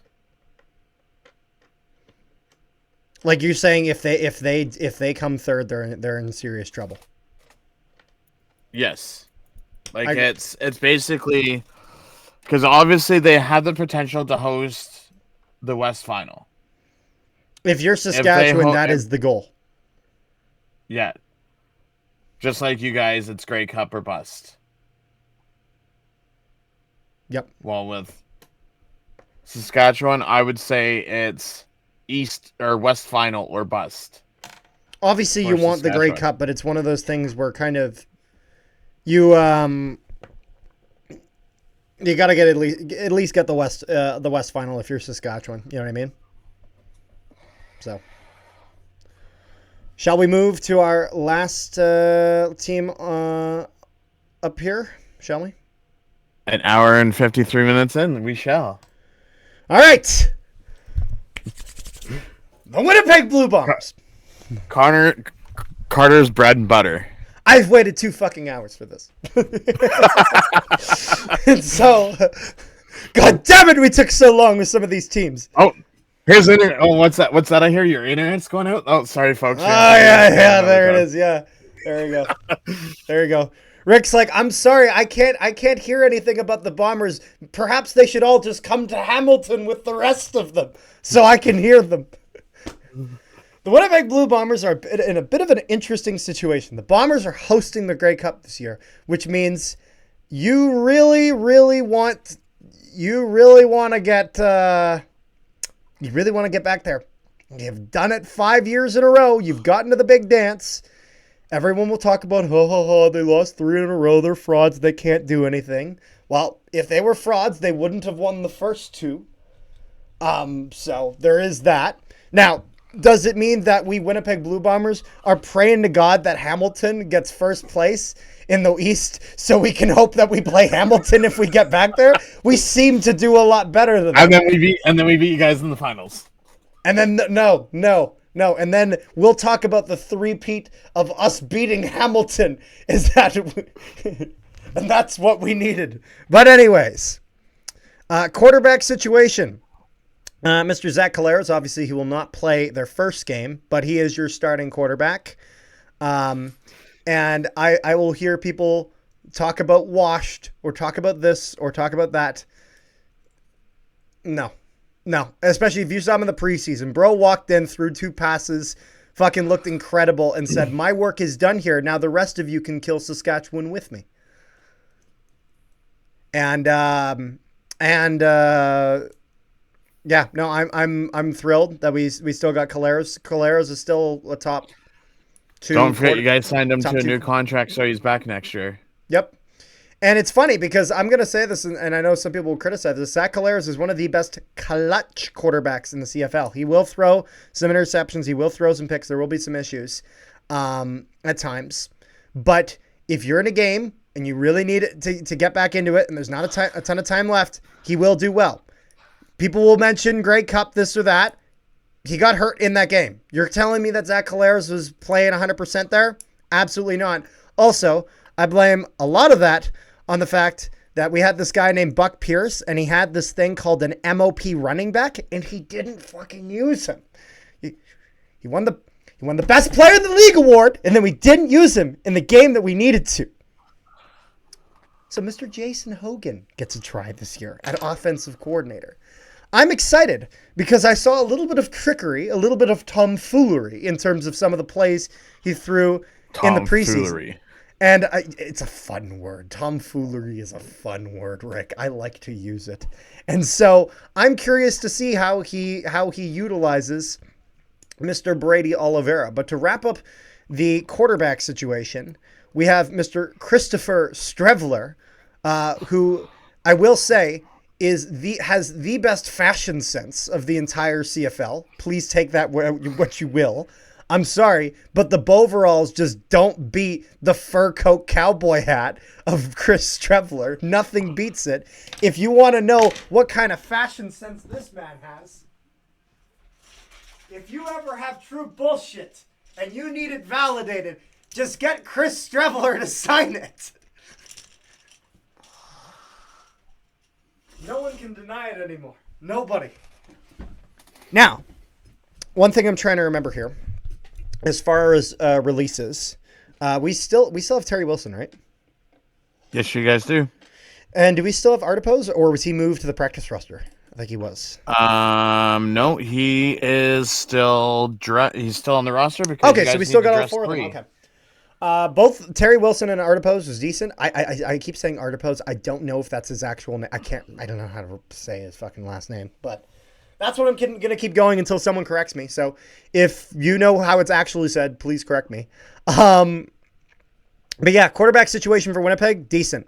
If Collaros goes down, Strevler, suitable replacement. Obviously doesn't have the same arm as Collaros, but especially in the preseason, looked relatively decent. Threw one ugly pick, but I would argue that he made some more impressive passes than Jake Mayer did in the preseason. Just saying. And Jake Mayer was a former starter. And people, please remember, Chris Strevler played some time in the NFL and actually looked pretty decent in the preseason for the New York Jets. But anyways, running back situation, Brady Oliveira is leading the charge for Winnipeg. Last year, MOP, most outstanding player in the league. Rick is not happy with me saying that because he remembers who did not win that. It's okay. Bo Levi Mitchell is still really good. I mean, Brady Oliveira only had 4 touchdowns. Yeah, because and here's why. Because Brady Oliveira got the ball to the 1-yard line and Mr. Terry Wilson punched it in. It was because he ran the 19 yards and Terry Wilson ran the one last one. I thought you were gonna say Strevler ran the one. Well, Strevler did too, but there was time Terry Wilson did a lot of short yardage as well. So, that is our running back situation because there's Brady Oliveira. We're not talking about an injury prone running back here. Like, I mean, he's gotten a little hurt, roughed up occasionally, but Brady Oliveira is pretty darn durable as a running back. And then Quentin Cooley, very good on the practice roster. And then Peterson behind him, decent. And then Michael Krysik at fullback, looking good. Receiving situation for Winnipeg. Rick, was it you that sent me a depth chart? A projected depth chart? I saw a projected depth chart for the Bombers. That I sent you? No, I saw it posted somewhere. I can't remember where it is. Oh, um, Who yeah, posted I it? know. Give me 1 second. Let me try to find it. Was it Ed Tate who posted it, or was it somebody else? No, I know who exactly posted it. I just gotta find it. Was it like John And here it Hodge or is. I'm gonna send you the link. Mr. John Hodge. John Hodge? Yep. I was about to say it's going to be John Hodge from Three Down Nation because he does all the bomber coverage. On for the Bombers. Now, this is a good one to look for.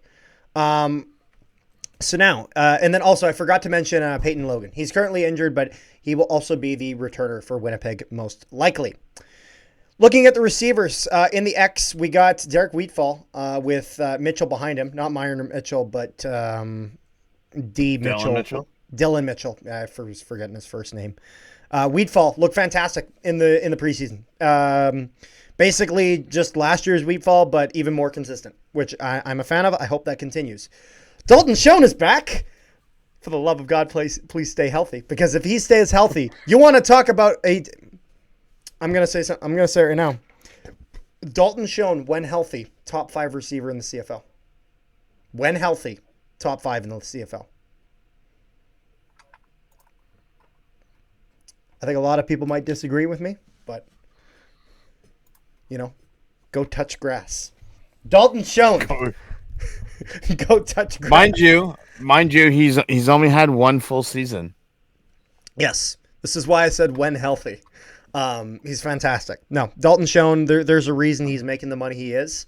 And it's a mixture of deserves a $300,000 deal, can't pay him $300,000 because of his injury proneness. And so, which is why he's making, I think it's 180 or whatever. But a seriously talented receiver. If he's able to stay healthy, he'll be absolutely crucial for them. Then at receiver, so was Reggie White Jr. sent down to the practice roster for Winnipeg? Yeah, I was going to mention the three that were sent down, but I was going to say Reggie White was sent down along with Cody Case and Gavin Cobb. Yeah. So those guys were sent down. Corcoran is backing up Kevin Clercius. And then Stearns and Dembski are going to be your other receivers on the right-hand side. Nick Dembski being a mainstay in Winnipeg for as long as I can think. He's been here for a while.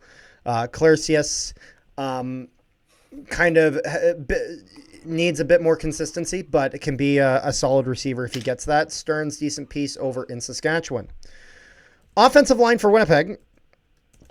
I'm just going to... I was going to say, was Vanderpool on your guys' roster last year? Yes, he was. He was a backup, though.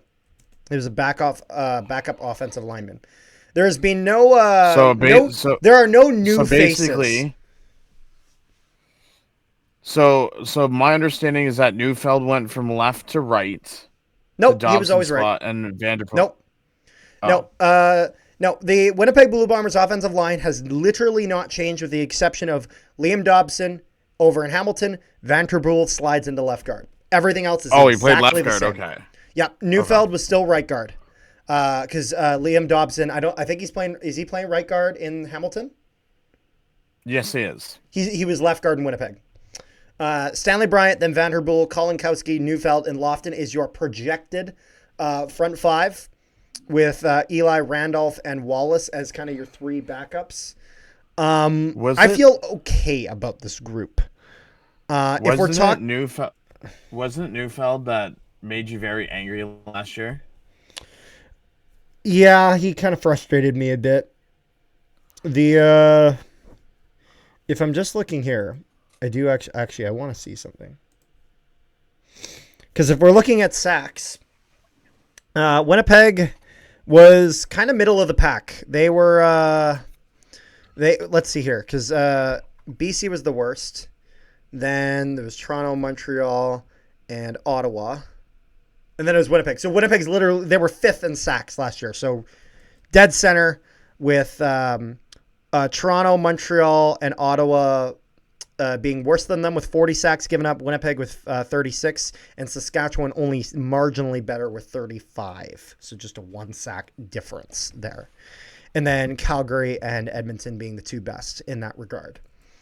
But looking for hopefully some improvement for Eric Lofton, who is in that Hardrick spot that Hardrick had just 2 years ago.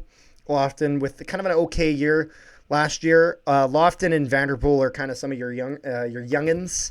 You're hoping for Stanley Bryant, despite being pretty darn old, to be consistent the way that he has been. Also hoping he doesn't get heat stroke in a game. That was terrible. And then Kolinkowski and Neufeld just try to bring back some of the old strength that they had. Not saying that they don't have any of it anymore, but it's just kind of hit or miss depending on the game.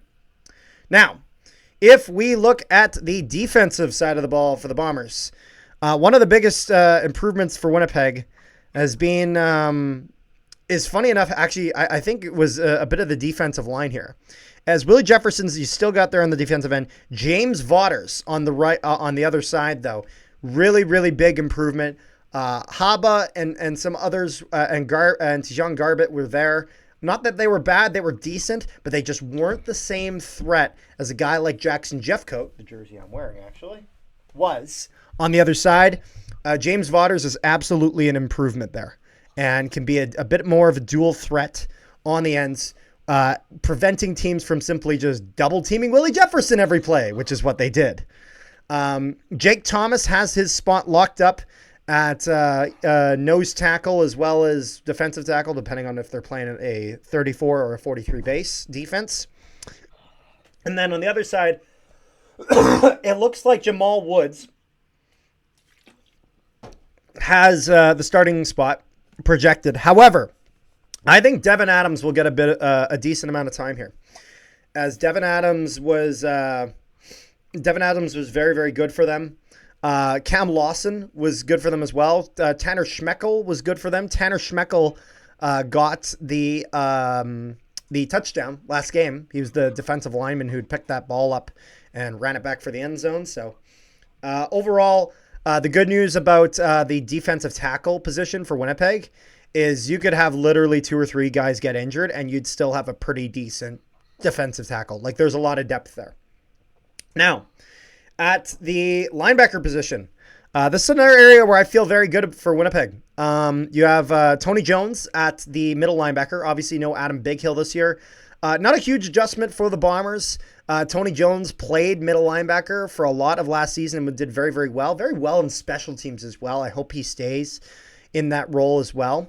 But whenever Adam Bighill was injured, which was a good portion of last season, Tony Jones was in there. So still very, very familiar.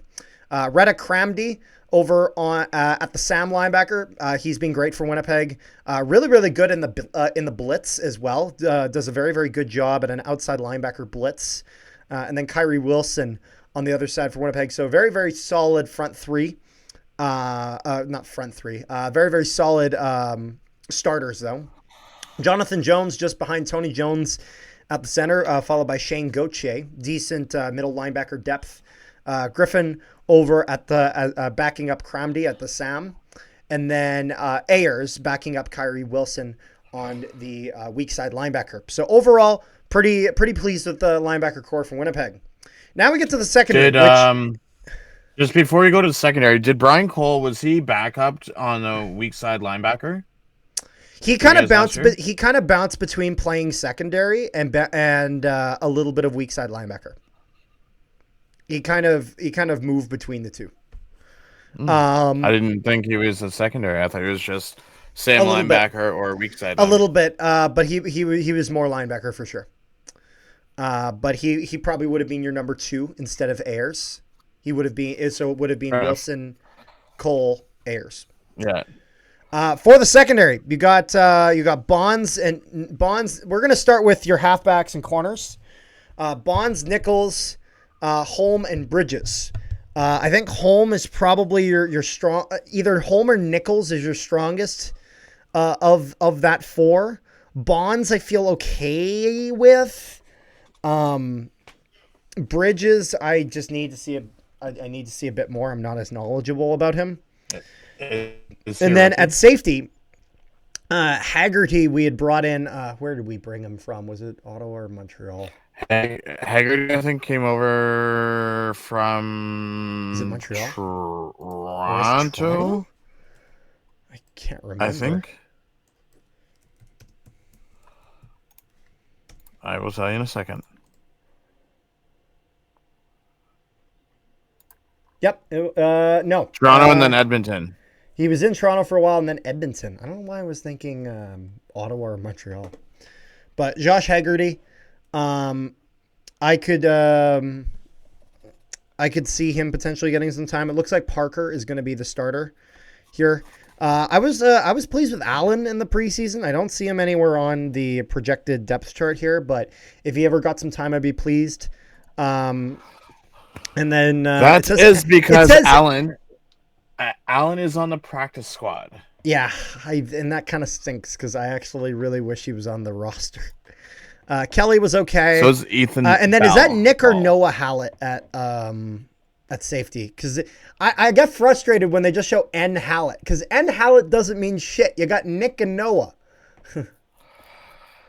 I can't remember. It's one of the two brothers is you have at safety. And so overall, the secondary for Winnipeg, in terms of actual just pure talent, is I'd say FYI. Pretty. There's only one brother on the team now, not both. Oh, which one is it now? It's only Nick. It's only Nick. Noah's gone. Oh, damn. But this is where Winnipeg.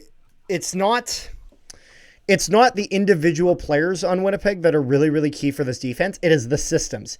This is where I love Jordan Younger. Jordan Younger was fantastic in his defensive systems at stopping the passing game. Winnipeg was number 1 in the league last year. 225 and a half yards given up per game passing. Best in the league. As far as the rushing defense, not nearly as good. They were 5th in the league, or actually, sorry, they were 6th, ahead of Montreal, but behind BC. Again, I really hope that gets better this year with the addition of James Vaughters and just kind of with Cam Lawson being a bit healthier, and Devin Adams and Jamal Woods both looking very, very hungry for that second spot next to Jake Thomas. So I expect that there will be improvement there. Winnipeg improving in the defensive game towards the rushing side of things, getting slightly worse against the passing game. In terms of the offense, I think the rushing game will be still as strong as it was last year. The passing game, I'm not going to say it's going to be weaker because Winnipeg also dealt with a ton of injuries last year. Both to Dalton Schoen and Kenny Lawler for a point. So I'm going to say with Winnipeg this year, their passing game looks to be probably similar. We just don't know yet because we have to see what kind of injuries are sustained and just kind of how durable this receiving core is for Winnipeg. In regards to placement of this team, for me, the ceiling of this team is definitely first place in the West. No matter what you think of the roster, this team has consistently they've owned the West for the past half a decade. Not a single team has made the Grey Cup final. Not a single West team has made the Grey Cup final in the last 5 years besides Winnipeg, which is why the Winnipeg Blue Bombers, their ceiling is first in the West and their floor is third. There's no way they go fourth or lower. Not a chance. I'm sorry. Until some other team wins the West in the playoffs, you will not convince me that this team misses the playoffs. Absolutely not. Rick, what are your thoughts? Because I've been going on a rant for a while. I'm saying Grey Cup or bust. There is no second. There's no third. But what do you for regular season placement at the end of the season? Ceiling and floor. First or second? No First third. Or second? No third? Yeah, I think first or second is very likely. I have third in there is in the sense of if everything falls apart, they could come third. So, my question to you is, Yeah. if, and a big if, Zach Collaros gets injured, do you still see them as a top? Do you think Strevler could get them a top 2? At what point in the season if Caleros gets injured? No, I'm just saying, hypothetically, if Collaros somehow, Are we gonna say halfway through the season, just for fair? Like, let's just say halfway through the season, Caleros bites the dust. We'll say week 8. We'll say week 8. Could Strevler get them? Because we'll say week 9 because they play 18 games. We'll say week 9. I'm gonna say yes, and the reason why is because of the defense. That's why. And because the good news is that for Brady Oliveira to be effective, he doesn't need Strevler to throw it to him. Is that you still got the best running back in the CFL. True. I don't think anyone argues that Brady Oliveira is number 1 running back in the CFL. No contest, no question. Is that a fair thing to say? Fair enough. Yeah. So because of that, Winnipeg, my opinion, best case scenario, they finish first. Realistically, first or second. Unrealistically, third. Possible, yes. Anything lower than that, not a chance. Think that is my analysis. Is there anything else you got for Winnipeg before we kind of do a general wrap up? Not really. Side note while you're taking your swig of pop. So this is going up Tuesday, correct? Yeah, it's Monday right now. This will go up tomorrow. Okay. For those people that are CFL nerds, on TSN at 8 p.m., 7 p.m. Central, they have on TSN 1, 3, 4, and 5 the top 50 players. Then on 1 and 3 at 7:30 Central, 8:30 Eastern, they have the season preview. Oh, nice. And for those betting nerds, at 6:30 on 1, 3, 4, and 5, they have a TSN CFL betting show. And I believe tomorrow night is when we find out who is replacing Matt Dunnigan. Oh, yes, that's true. So, Rick, before we wrap this up, also, kicker Sergio Castillo, fantastic. Nothing needs to be said. Fantastic. He's just fantastic. No one has kicked more 60-plus yarders in a single season than Sergio Castillo in CFL history. He's the only one to get 2 or more. He's the only one. No one else. So, now we do our predictions for the overall ranking of the West. Ooh. All teams included. Would you? Are we going to do your ranking first or my ranking first? Or are we going to do it together and start at 5? Ceiling, no floor, just ceiling, no floor. Team by team. Okay. Do you want to do it together? We'll start at the bottom, or start at the top and go down. I say bottom up or top down. Then we'll go bottom top. Okay. Predictions for 5th in the West. I am going to go with the Calgary Stampeders. I'm okay with going with Calgary. Okay. For 4th. I will go this time since you went first last time. What did you say? I said I'll go next since you went first with 5. I'm going to go out on a limb. I'm going to say BC Lions at 4. I'm torn. I'm considering it for me. It's either Edmonton or BC. I think I'm gonna go BC as well. I'm kind of torn, but I think Edmonton gets some of their shit figured out. I mean, considering that you have for Edmonton, you have a new head coach, a new offense coordinator, a new defensive coordinator, new defensive line coach. Like they have everything new across all position coaches. Yeah. Except for their offensive line coach. He's still the same. Yeah, no, and we'll have to see how Buck Pierce runs that team, all in all. But I don't know. I almost worry that they have kind of a Chris Jones problem where, like, he's very, very good at managing his side of the ball. But I don't know how. Like, Chris Jones, very good defensive coordinator, terrible head coach. Like, Buck Pierce, good offensive coordinator. Not sure how he is going to be as a head coach. We'll have to see. Mm-hmm.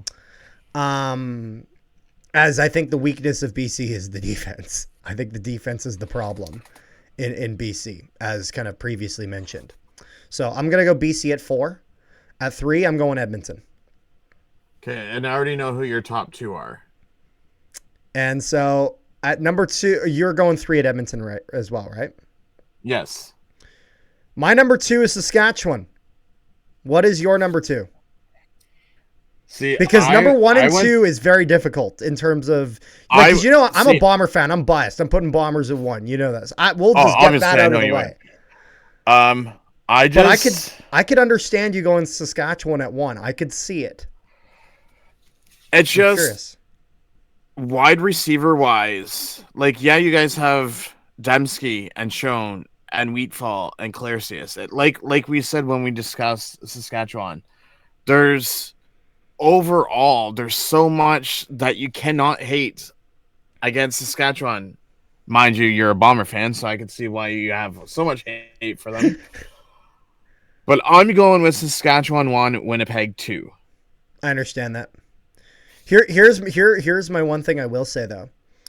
I can understand an argument that Saskatchewan maybe has a deeper receiving core. But I would argue that if we're putting Trevor Harris and Zach Collaros against each other, okay, I'm taking Collaros because that's the other side of that coin. You know what I mean? So here's how I break it down.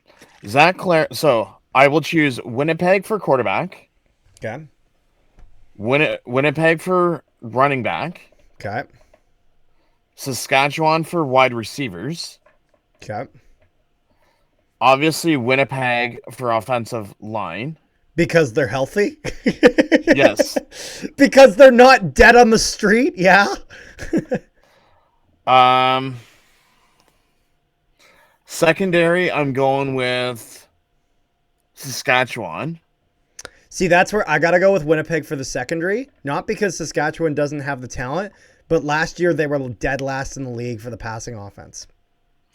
No, I get all that. I'm just saying, like, I'm just talking about on paper. On paper, fair enough. Yeah.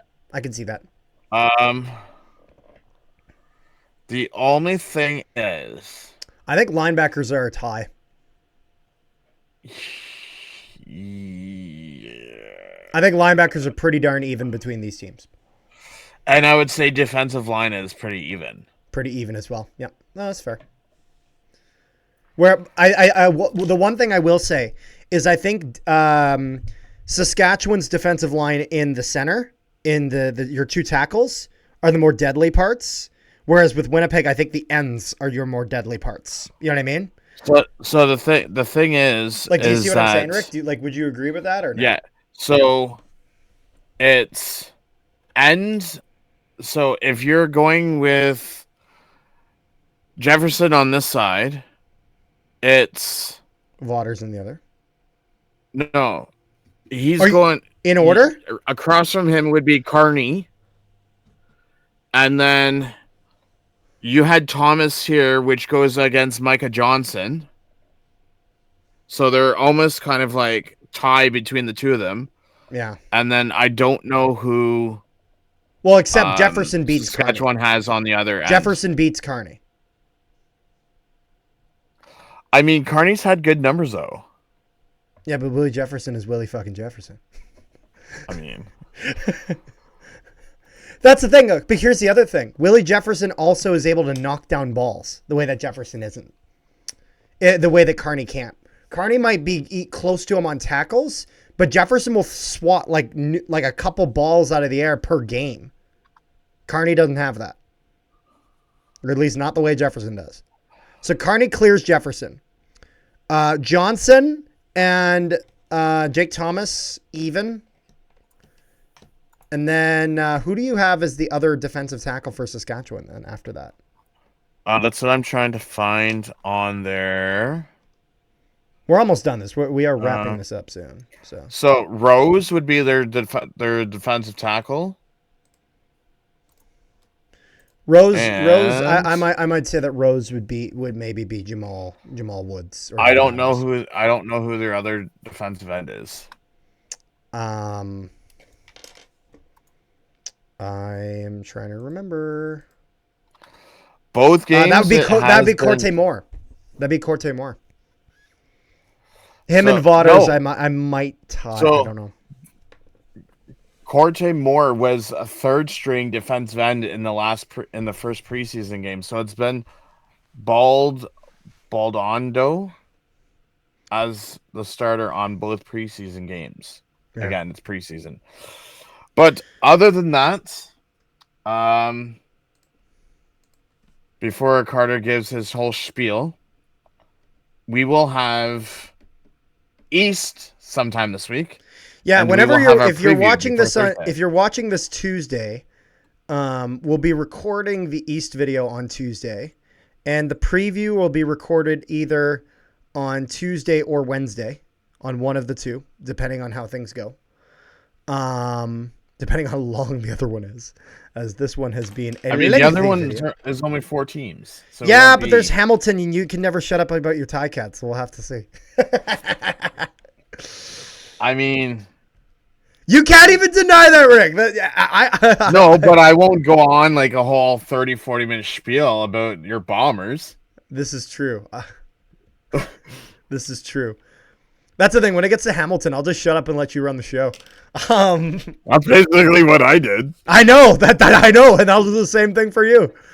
But I think that's pretty much all we got. Let us know in the comment section down below, maybe how you would rank these teams, what you think will be, how they will rank out west at the end of the season. I'm curious in the comments. One thing we forgot to do. One thing that we forgot to do. Who do you have for the semifinals? What do you mean? For semifinals. So you're saying that you have Saskatchewan and Edmonton. Yeah. And then Winnipeg beating Saskatchewan in the finals to go to the So what you're saying is if I did playoffs, I would have Saskatchewan beat Edmonton and then Winnipeg beat Saskatchewan? Yeah, that's what I'm asking. You're damn right. You're damn right. That's exactly what I would have. I'd say the script writers are doing well. Anyways, is there anything else you got there, Rick? Nope, I'm done. That's it. That's it for me. All right. Thank you guys so much for tuning in. If you're watching this on YouTube, make sure you guys like, share, and subscribe if you have not already. If you are listening to this on Spotify, make sure you leave us 5 stars. We very much appreciate your support. And again, comment down below any thoughts on this video and as well as your predictions for how the CFL will go out west. And maybe any fun takes you have on anything. Or if me and Rick mispronounce the name of your favorite player. Oh, no, buddy. We are both in this together. You know that. You know that both of us are in the foxhole together, all right, buddy? And so, peace, love, and positivity, all you wonderful people at home, and we will see you guys next time.